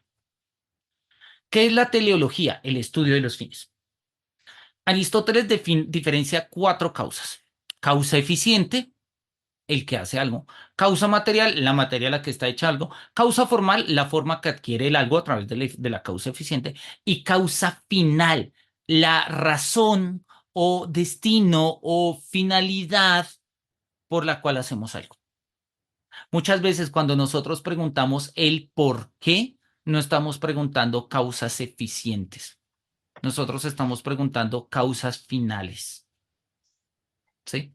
Y las causas finales no se explican en términos de movimiento, sino se explican en términos de lo mejor. Dicho en otros términos, lo que está descubriendo Sócrates acá, lo que pasa es que le falta toda la terminología, es la comprensión de la finalidad. Para Parménides, para Heráclito, el ser no tiene finalidad, o sea, no hay razón de ser, o sea, el ser permanece en su ser, como ser en Parménides, como cambio en Heráclito. El agua es agua, el fuego es fuego, se combinan por amor, se separan por odio en Empédocles. Y lo decía, lo vimos ayer, de hecho lo decía Empédocles, y esto va a quedar eternamente dando vueltas. Esto no tiene principio ni fin. Para Sócrates, claramente, cuando una de las formas de entender es responder en términos teleológicos. Dicho en otros términos, teleología es criterio de inteligibilidad. Dicho en términos fáciles, nosotros comprendemos las cosas cuando comprendemos para dónde van. Nunca les han preguntado, ajá, ¿tú y yo qué? ¿Sí?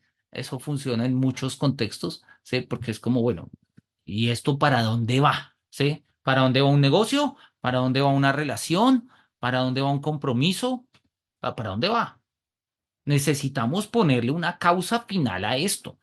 Y si tiene causa final, tiene inteligencia. Y si tiene causa final, asumimos que es la mejor. Y en ese sentido, podemos entender el por qué la inteligencia puso a la Tierra de tal forma, ¿sí? Y afirma que ella está, y si afirma que está en el centro, explicaría cómo es mejor que estuviera en el centro, porque ese es el resultado final del ejercicio de la inteligencia, ¿sí?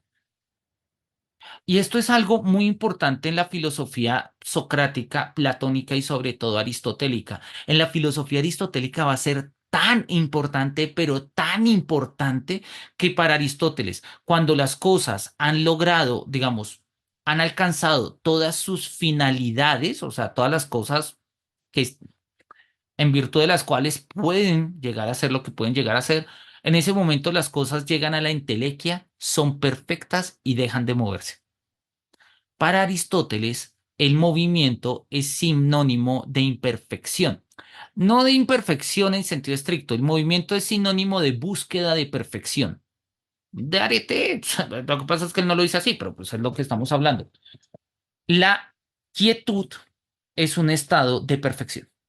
Las cosas cuando están quietas son perfectas. ¿Por qué la naturaleza se mueve? Porque está buscando su lugar.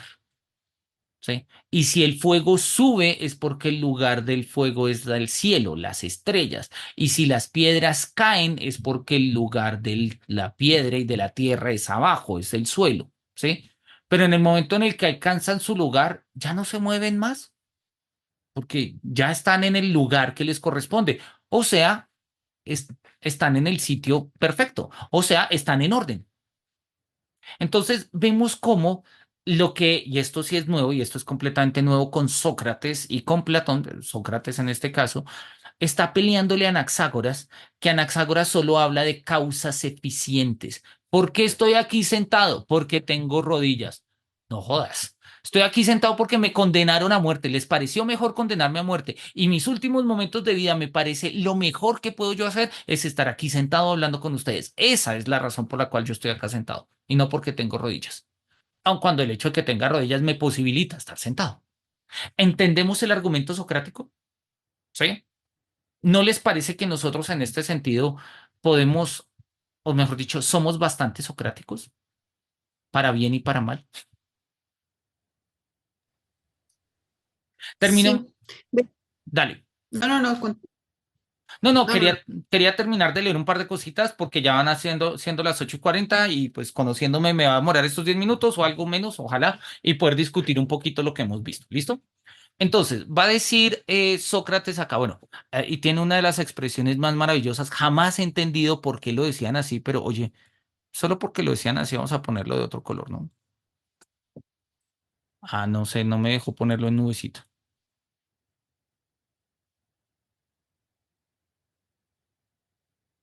Y dice acá, porque, no sé, es que yo estoy cogiendo la herramienta que no era, yo sí decía, yo quiero es un cuadradito.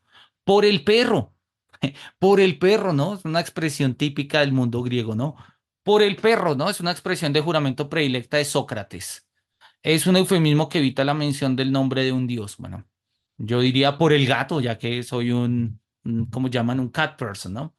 Pero por el perro, según yo opino, hace ya tiempo que estos tendones y estos huesos estarían en Megara o en Beocia arrastrados por la esperanza de lo mejor, la esperanza de lo mejor, si no me hubiera creído que es más justo y más noble soportar la pena de la ciudad que la ciudad ordena, cualquiera que sea, antes que huir y desertar.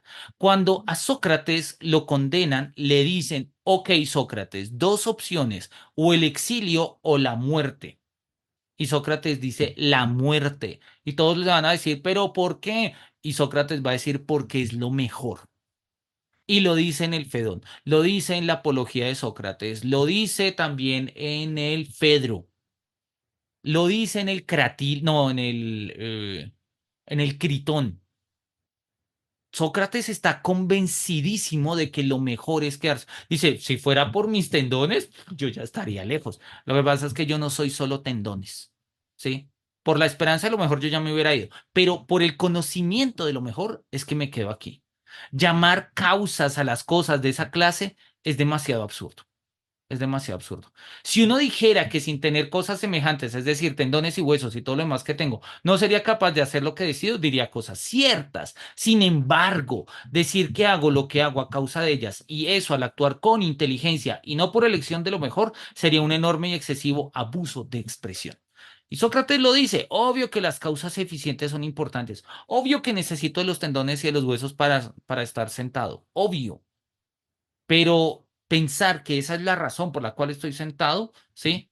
Es un exceso, o dice él, es un excesivo abuso de expresión. Es un excesivo abuso de expresión.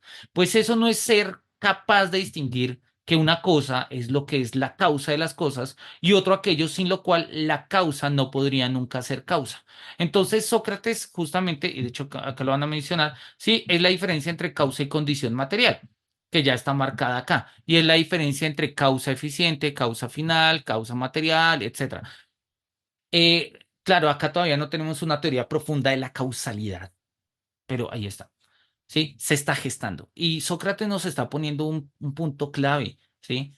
La causalidad es una causalidad que podamos comprender si la causalidad está hecha con inteligencia. Y Anaxágoras dice que está hecha con inteligencia. Y si está hecha con inteligencia y la puedo comprender, pues puedo comprenderla en términos de lo mejor. Pues eso no es ser capaz. Bueno, ya. A esto me parece que los muchos que andan a tientas como en las tinieblas adoptando un nombre incorrecto lo denominan como causa. Por este motivo, el uno implantando un torbellino en torno a la tierra, como Empédocles, hace que así se mantenga la tierra bajo el cielo, en tanto que otro, como una ancha artesa, le pone por debajo como apoyo el aire, ¿no? Sostenedores de estas tesis fue Empédocles de la primera y Anaxímenes, Anaxágoras y Demócrito de la segunda. En cambio, la facultad para que estas mismas cosas se hallen dispuestas del mejor modo y así estén ahora, esa ni la investigan ni creen que tenga una fuerza divina, sino que piensan que van a hallar alguna vez un Atlante más poderoso y más inmortal que este y que lo abarque todo mejor. Y no creen para nada que es de verdad el bien y lo debido lo que cohesiona y mantiene todo. Pues mira, ahí está.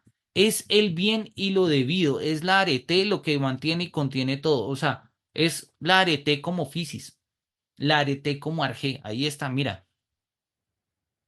Pues yo de tal género de causa de cómo se realiza habría sido muy a gusto discípulo de cualquiera. Pero después de que me quedé privado de ella y de que no fui capaz yo mismo de encontrarla ni de prenderla de otro, dijo, ¿quieres, Cebes, que te haga una exposición de mi segunda sigladura en la búsqueda de la causa? Sí, claro, quiero. Bueno, entonces, y él sigue echando carreta a Sócrates. Pero a mí me interesa este pedazo, el pedazo de lo que es 95C del Fedón, 98C, pero bueno, sí, no mentiras. Arrancamos en el 97C y leímos hasta el 99D. Estas dos páginas, del 97C al 99D, nos muestran justamente la relación de Sócrates con Anaxágoras. Y es una relación brillante porque, repito, nos muestra cómo, o sea, cómo está articulada y organizada la propuesta socrática, y en ese sentido, cómo es que la pregunta ontológica, que se había vuelto una pregunta cosmológica, que se había vuelto una pregunta, ¿sí? Como lo hemos visto ayer, nos volvemos filósofos pluralistas para evitar las negaciones, ¿sí? De los eleatas, de Zenón de Elea y compañía. Pues ahora Sócrates dice, mira, me parece que toda tu explicación ontológica no es capaz de reconocer todo lo que hay. No es capaz de reconocer todo lo que hay, porque lo que hay es capacidad de ser buenos, capacidad de ser mejores. Y no solamente lo humano, todo. El bien y lo debido mantiene y cohesiona todo. ¿Sí? No, no, no mi mente, no mi ser moral, no mi conciencia, no, todo.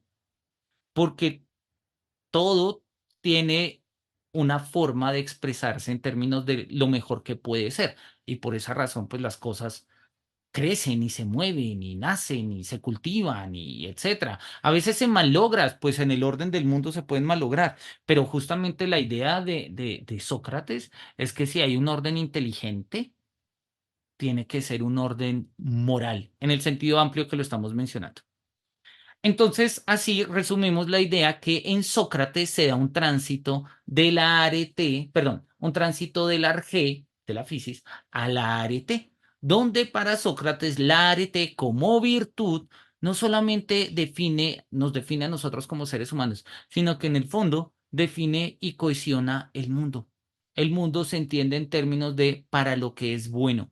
Lo que pasa es que hoy por hoy nosotros entenderíamos eso en términos muy utilitaristas, y Sócrates no quiere eso ni le interesa eso. Además, el concepto a ver, el concepto de lo útil existe en el mundo antiguo, no el del utilitarismo. Pero para Sócrates y en general para todo el mundo griego, lo útil es un valor artesanal, no es un valor alto.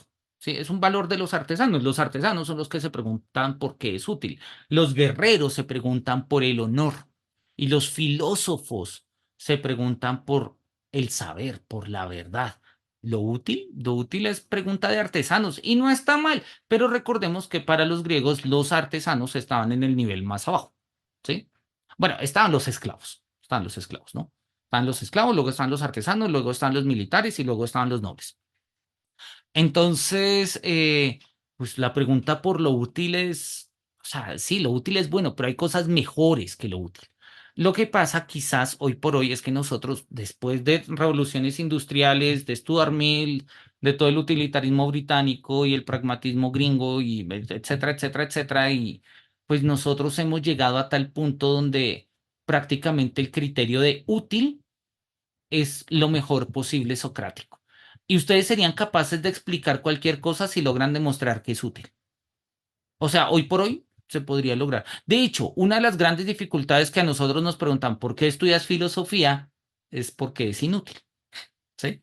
Muchas veces la razón por la que nos preguntan por qué jugamos cuando jugamos es porque es improductivo, etcétera. Felipe.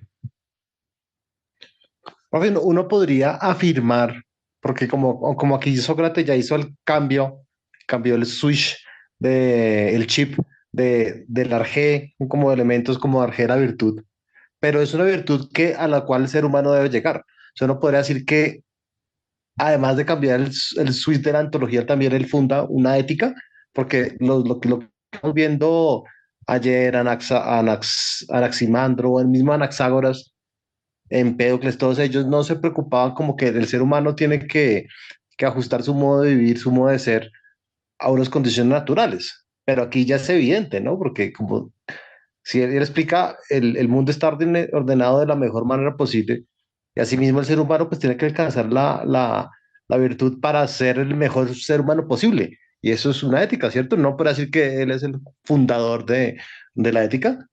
Sí, de hecho, y eso es una cosa que aparece en un manual de filosofía y en eso también, eso sí lo comparto. Hay libros, de hecho, por ahí hay un libro que se llama La ética de los presocráticos, que existe y sí, o sea, si tú te pones a mirar ciertos textos de los presocráticos, vas a encontrar como consejos morales, vas a encontrar como indicaciones prácticas, pero no hay como tal una ética, entendiendo ética como reflexión, ¿no? O sea, hay preceptos y pues preceptos han habido desde que han habido abuelitos y abuelitas, gracias a los cielos y gracias a las abuelitas. Pero, pero reflexión ética, sí, claro, Sócrates, y ahí es donde justamente, por eso la figura de Sócrates es tan interesante. Por eso la figura de Sócrates es tan interesante. Hegel va a considerar a Sócrates como un héroe moral, por ejemplo. Sí, o sea, Sócrates es un héroe moral. Y para Hegel, Sócrates está a la altura de, no sé, de Buda, quizás, de Jesús, claramente, de Confucio, como estos grandes seres iluminados que la vieron, que la tuvieron clara, ¿sí? Postura de Hegel, ¿no? Y de hecho, bueno, no sé, hasta ahora nunca he mirado un poco estas posturas. De pronto, Valentina, que tiene un poco más de conocimiento esotérico, ¿sí?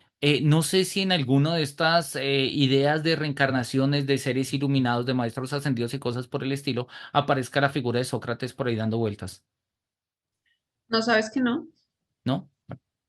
Digo, Pues no, no me al extrañaría, menos pues. en mi espectro espiritual no, pero desde hoy sí.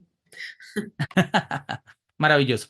Entonces, sí, claro, Felipe, Sócrates claro, digamos que Sócrates, ¿qué es lo que está haciendo Sócrates? Sócrates está iluminando un plano de la fisis, o sea, de la naturaleza, no solamente la naturaleza puramente material, sino la naturaleza intelectiva, ¿sí? Que los presocráticos no habían logrado ver. Y al iluminarla, pues se ve. Y entonces estamos viendo, y Sócrates hace la doble tarea de ver y de establecer un ejercicio reflexivo sobre lo que ve. O sea, ve el arete y establece un ejercicio discursivo sobre el arete, o sea, la ética.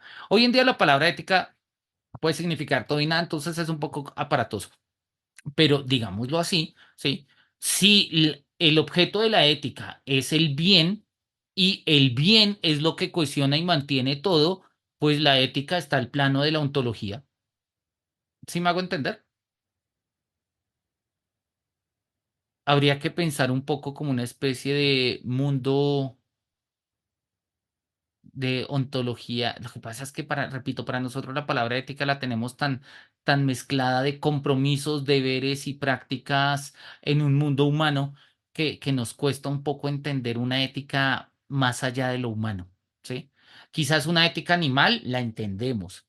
Ahorita que se habla, por ejemplo, de éticas transhumanas, de, por ejemplo, ética con inteligencias artificiales, no la ética del uso de la inteligencia artificial, sino ¿cómo nos relacionamos éticamente con inteligencias artificiales? No del uso, repito, sino de nosotros. Y eso cada vez suena un poco más raro y pues ya ponlo entonces como con, o sea, un compromiso ético con algo que ni siquiera tiene conciencia ni forma ni nada, como puede ser, no sé, un arge, como un príncipe. La naturaleza, por ejemplo, profe, lo que se está dando hoy en día de darle derechos al mundo, ¿no? De todo el liberalismo que dice el ser humano tiene derechos, y el río tiene derechos, la pulga, el perro tiene derechos. Sí. Estas posturas de éticas máximas se podrían bien fundamentar en este escrito. Sí, sí, sí, claro, uno podría volver sobre ello. Por eso yo le creo mucho a Nucho Ordine cuando dice hay que volver a los clásicos. Yo creo que muchos de nuestros problemas adquieren una luz grande volviendo a leer a esta gente, volviendo a leer a esta gente. Hay un texto mm, del idealismo alemán, denme un segundo. Hay un texto que se llama El primer programa del idealismo alemán, denme un segundo, debería ser este. Pero lo va a abrir como, bueno, pues abrámoslo acá y lo compartimos. Valentina, tienes la mano levantada. Sí, entonces, ¿cómo para entenderlos, me gustó mucho el término, el concepto de compromisos ontológicos? Para entender los compromisos ontológicos es menester entender como su ética o cómo podría combinarlos ambos. Su ética, ¿la de quién? No sé, es que, bueno, en mi caso tendría que echarte el carretazo, aunque ya lo conoces de mi tesis, que es sobre ontología, pero entonces me gusta esa patica que sale de la ética y cómo eso constituye su ser y su estar en el mundo. Pero entonces, ¿se pueden combinar? O sea, ¿son hermanas? ¿Son cercanas? ¿Cómo las conjuro? A ver, digamos, ahorita hay, ¿qué es lo que pasa? El mundo moderno, y eso ya ustedes creo que lo tienen como arraigado, porque pues es como el núcleo de la filosofía moderna. El mundo moderno está anclado en la noción del sujeto, y la noción del sujeto se entiende fundamentalmente como un yo, ¿sí? Y ese yo, pues, o es un yo kantiano trascendental, genérico, amplio y tales, que es básicamente la condición lógica de cualquier subjetividad posible, o ese yo, pues, soy yo, o eres tú, o es José, o Felipe, o Elizabeth, o Valentina, sí, o sea, yo específicos, ¿no? Y en ese sentido, el mundo moderno, como puso al yo en el centro, desde Descartes, desde Locke, desde Tales, pues parecería que todo lo demás tiene que girar en torno al yo. De hecho, esa es la famosísima revolución copernicana de Kant. Entonces, el punto de pensar una ética ontológica, ¿sí? Pues en algún momento va a pasar por un yo. Y entonces, pues si va a pasar por un yo, pues hagamos una psicología, o sea, reflexión de la mente humana, o hagamos una filosofía de la mente, o hagamos una antropología, o hagamos... Hoy en día, sobre todo en el contexto de ciertas tradiciones postmodernas, se trata de reivindicar una forma, por ejemplo, de ética sin sujeto, ¿sí? Eh, y son éticas curiosas, ¿no? Porque obviamente nosotros tenemos la idea de una ética en términos de la subjetividad, de quién soy yo, ¿no? Em, Hoy en día nosotros miramos un poco digamos, estos compromisos ontológicos de los que tú hablas, siempre en términos de subjetividades cuando, pues oye, por ejemplo, hay filósofos, lo que hoy en día trabaja mucho la ecoteología, de defender el planeta, no porque sea el espacio humano, eso es lo de menos, es porque es el espacio de manifestación de lo divino. Y ahí lo humano, pues, o sea, lo humano es como cualquier otro animal que hay en el mundo, o sea, no tiene mayor importancia, hay que cuidar el mundo porque es el espacio de manifestación de lo divino. Y todas estas posturas ecoteológicas, por ejemplo, pues son una forma de zafarnos de este excesivo compromiso ontológico con la subjetividad. Yo estoy de acuerdo contigo. A mí me gusta mucho la noción de compromiso ontológico de Quine y la noción de compromiso ontológico tiene una dimensión ética, pero tiene una dimensión ética no en el sentido, o sea, una dimensión ética, no moral, o sea, tiene una dimensión de permitir el discurso, el ejercicio reflexivo, el diálogo, como lo veíamos con Quine. Y no quiere decir que tenga que ver con, ahora vamos a asumir que estas son las cosas que hay y otras son obligantes. Mira lo que dice esto, que es justamente lo que te quería mostrar, y ya volvemos un poco a la pregunta. Dice, primer programa del idealismo alemán. Se supone que lo escribió Schelling. Se supone que Schelling, Hegel y Hölderlin se fueron a plantar un árbol, el árbol de la libertad, ¿sí? Porque, pues, por hippies, porque estaban capando clase y se fueron a sembrar un árbol, sí, literal, ¿sí? Y entonces, el árbol de la libertad, tal. Y se supone que después de sembrar el árbol, escribieron este texto. Pero realmente parece que lo escribió Schelling luego en la casa, ¿no? Y solo que luego le dio crédito a sus amigos y más. No se tiene todo el texto, son 3 hojitas. Bueno, de hecho acá lo tienen en 2 hojitas y esto es como una reflexión del texto, pero nos interesa nada más la primera parte. Dice una ética. Así empieza el texto. No sabemos qué hay atrás. Puesto que en el futuro toda la metafísica caerá en la moral. Es una tesis del idealismo, ya Schelling lo está viendo. De lo que Kant dio solo un ejemplo con sus dos postulados prácticos sin agotar nada. Esa ética no será otra cosa que un sistema completo de todas las ideas, o lo que es lo mismo de todos los postulados prácticos. La primera idea es naturalmente la representación de mí mismo como un ser absolutamente libre.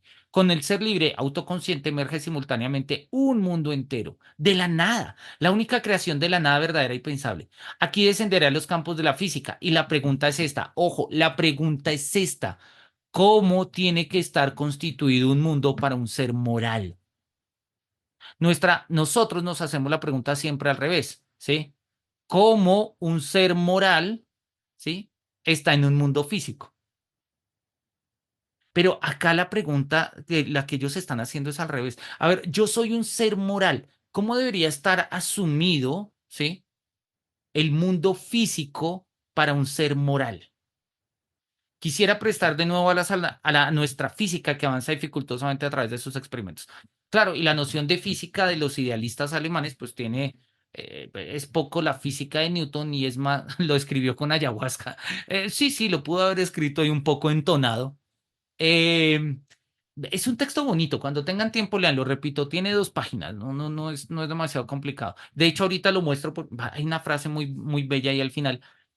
Y la tesis, pero esta es la tesis clave, ¿cómo tiene que estar constituido un mundo para un ser moral? Y uno dice como, pues, ¿cómo así? El ser moral es un ser en el mundo, lo que pasa es que es moral como pues por las circunstancias propias de sus propias condiciones, porque pensamos, porque si no pensáramos no seríamos morales, pero pues todos vivimos en un mundo físico, claramente, ¿sí? O sea, el mundo físico, que el hecho de que seamos morales es más bien la excepción, el mundo físico es para todos. Y la pregunta que se están haciendo los idealistas es la inversa. ¿Cómo tiene que estar constituido un mundo para un ser moral? Y obviamente, y es parte del mundo, pues obviamente el mundo físico, el mundo de la naturaleza nos da unos elementos, pero desde nuestro ser moral tenemos que transformarlo, como nos decía Sócrates, ¿sí? El bien y lo debido es lo que cohesiona y mantiene todo, o sea, una ética. Sí, esto está en plena conexión, esto está en plena conexión. Y yo no me he fumado en ninguna ayahuasca. Bueno, eso no se fuma, eso se harta. Pero bueno, póngale cuidado esto que dicen tan bonito. Esto es un bonus track, esto pónganlo ahí como asterisco así en plan de cuquerías bellas que dicen los filósofos. Dice acá esto. La poesía recibe así una dignidad superior y será al fin lo que era en el comienzo, la maestra de la humanidad, porque ya no hay ni filosofía ni historia, únicamente la poesía sobrevivirá a todas las ciencias. Al mismo tiempo, escuchamos frecuentemente que la masa de los hombres tiene que tener una religión sensible. No solo la masa, también el filósofo la necesita. Monoteísmo de la razón y del corazón, politeísmo de la imaginación y del arte. Eso es lo que necesitamos. Y nos va a hablar de un proyecto que tenían los románticos, que era el de una nueva mitología.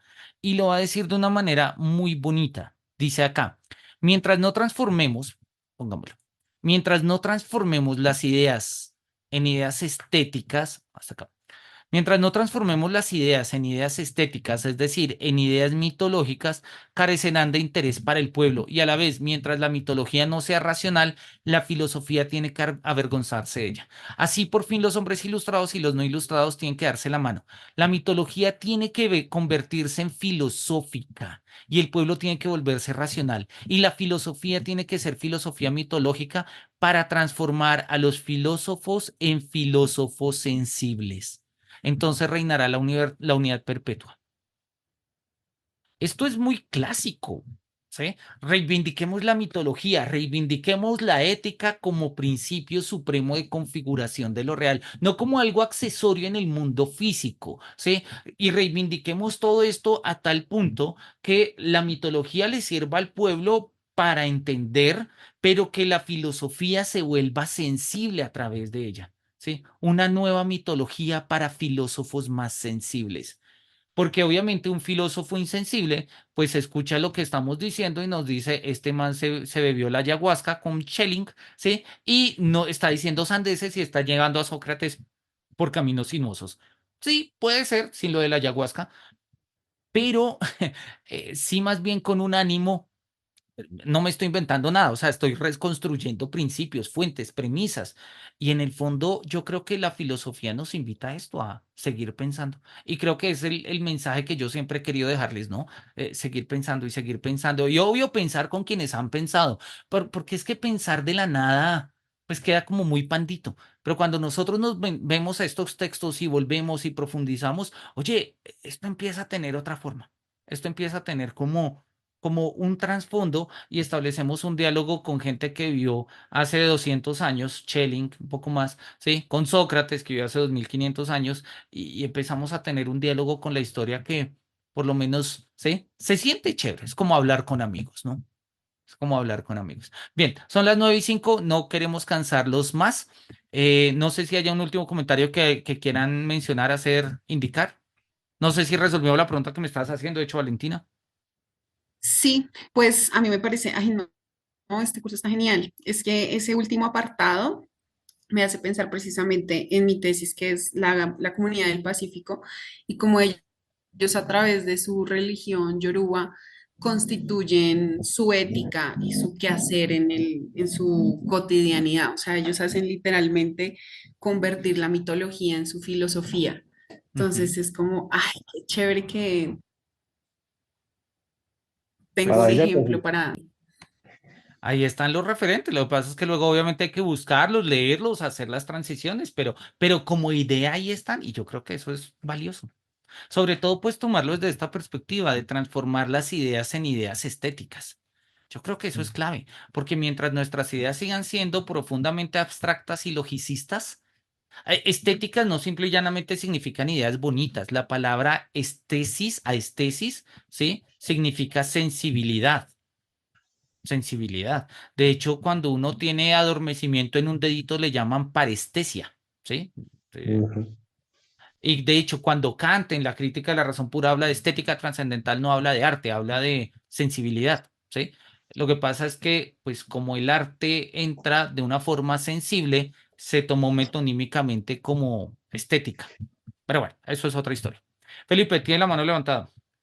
Sí, es que me parece muy bonita la idea de la pregunta de Valentina, porque es que creo que sí, pensando necesariamente alguna ética tiene que estar ligada a una ontología.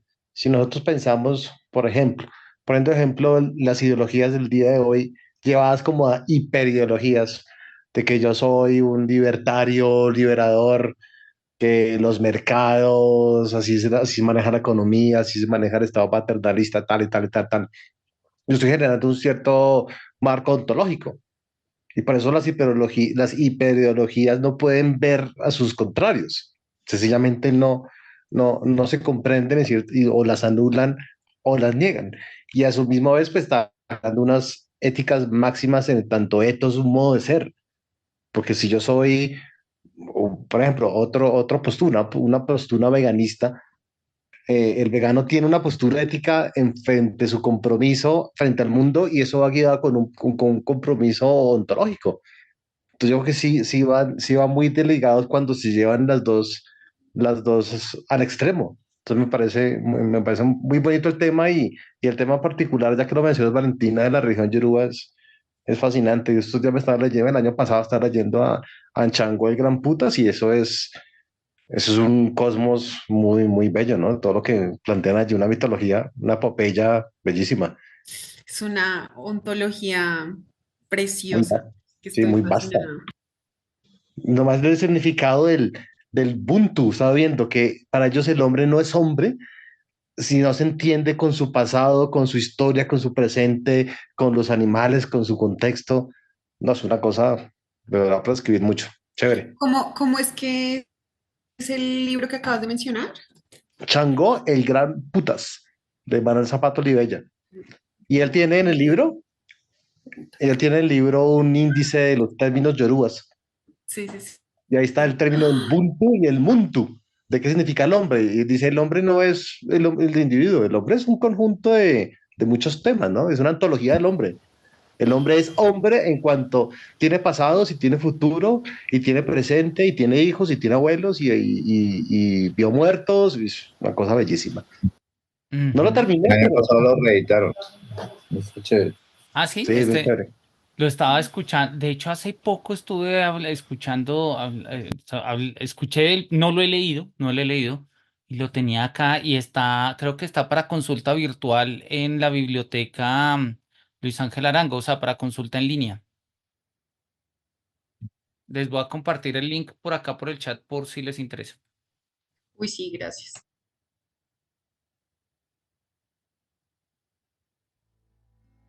Oye, buenísima la referencia, Felipe, también. Y gracias, Valentina, por estas referencias. Bien, yo creo que vamos a terminar, a ir terminando ya por hoy. Mañana nos queda un poco ver cómo Platón recoge este desorden y arma algo consistente. A ver, resumir a Platón en 2 horas, obviamente no, pero al igual que resumimos a Anaxágoras también en 2 minutos, pero vamos a darnos lineamientos, ¿listo? José, cuéntanos. No. Ah, no, pensé ahí como todavía abriste el micrófono. Bien, igual yo ya me estoy despidiendo. Simple y llanamente era decirles esto, decirles que me encanta estar con ustedes, me encantan estos espacios de diálogo. Creo que cada día vamos pensando cosas diferentes en el mismo seno, ¿no? Compromisos Ujú. ontológicos, el tema de la identidad, el tema del cambio, el tema del orden del mundo, ¿sí? Y bueno, vamos a mirar mañana con qué nos sorprende la filosofía. Bueno, profe, muchas gracias. Muchas Gracias. gracias. Con Muchas gusto. Feliz noche a gracias todos. a ustedes por estar acá, que los cielos nos miren con su beneplácito. Sí, Pásenla lo lindo, mismo, se Nos cuidan. Buenas noches. vemos mañana. Adiós. descansen. Chao.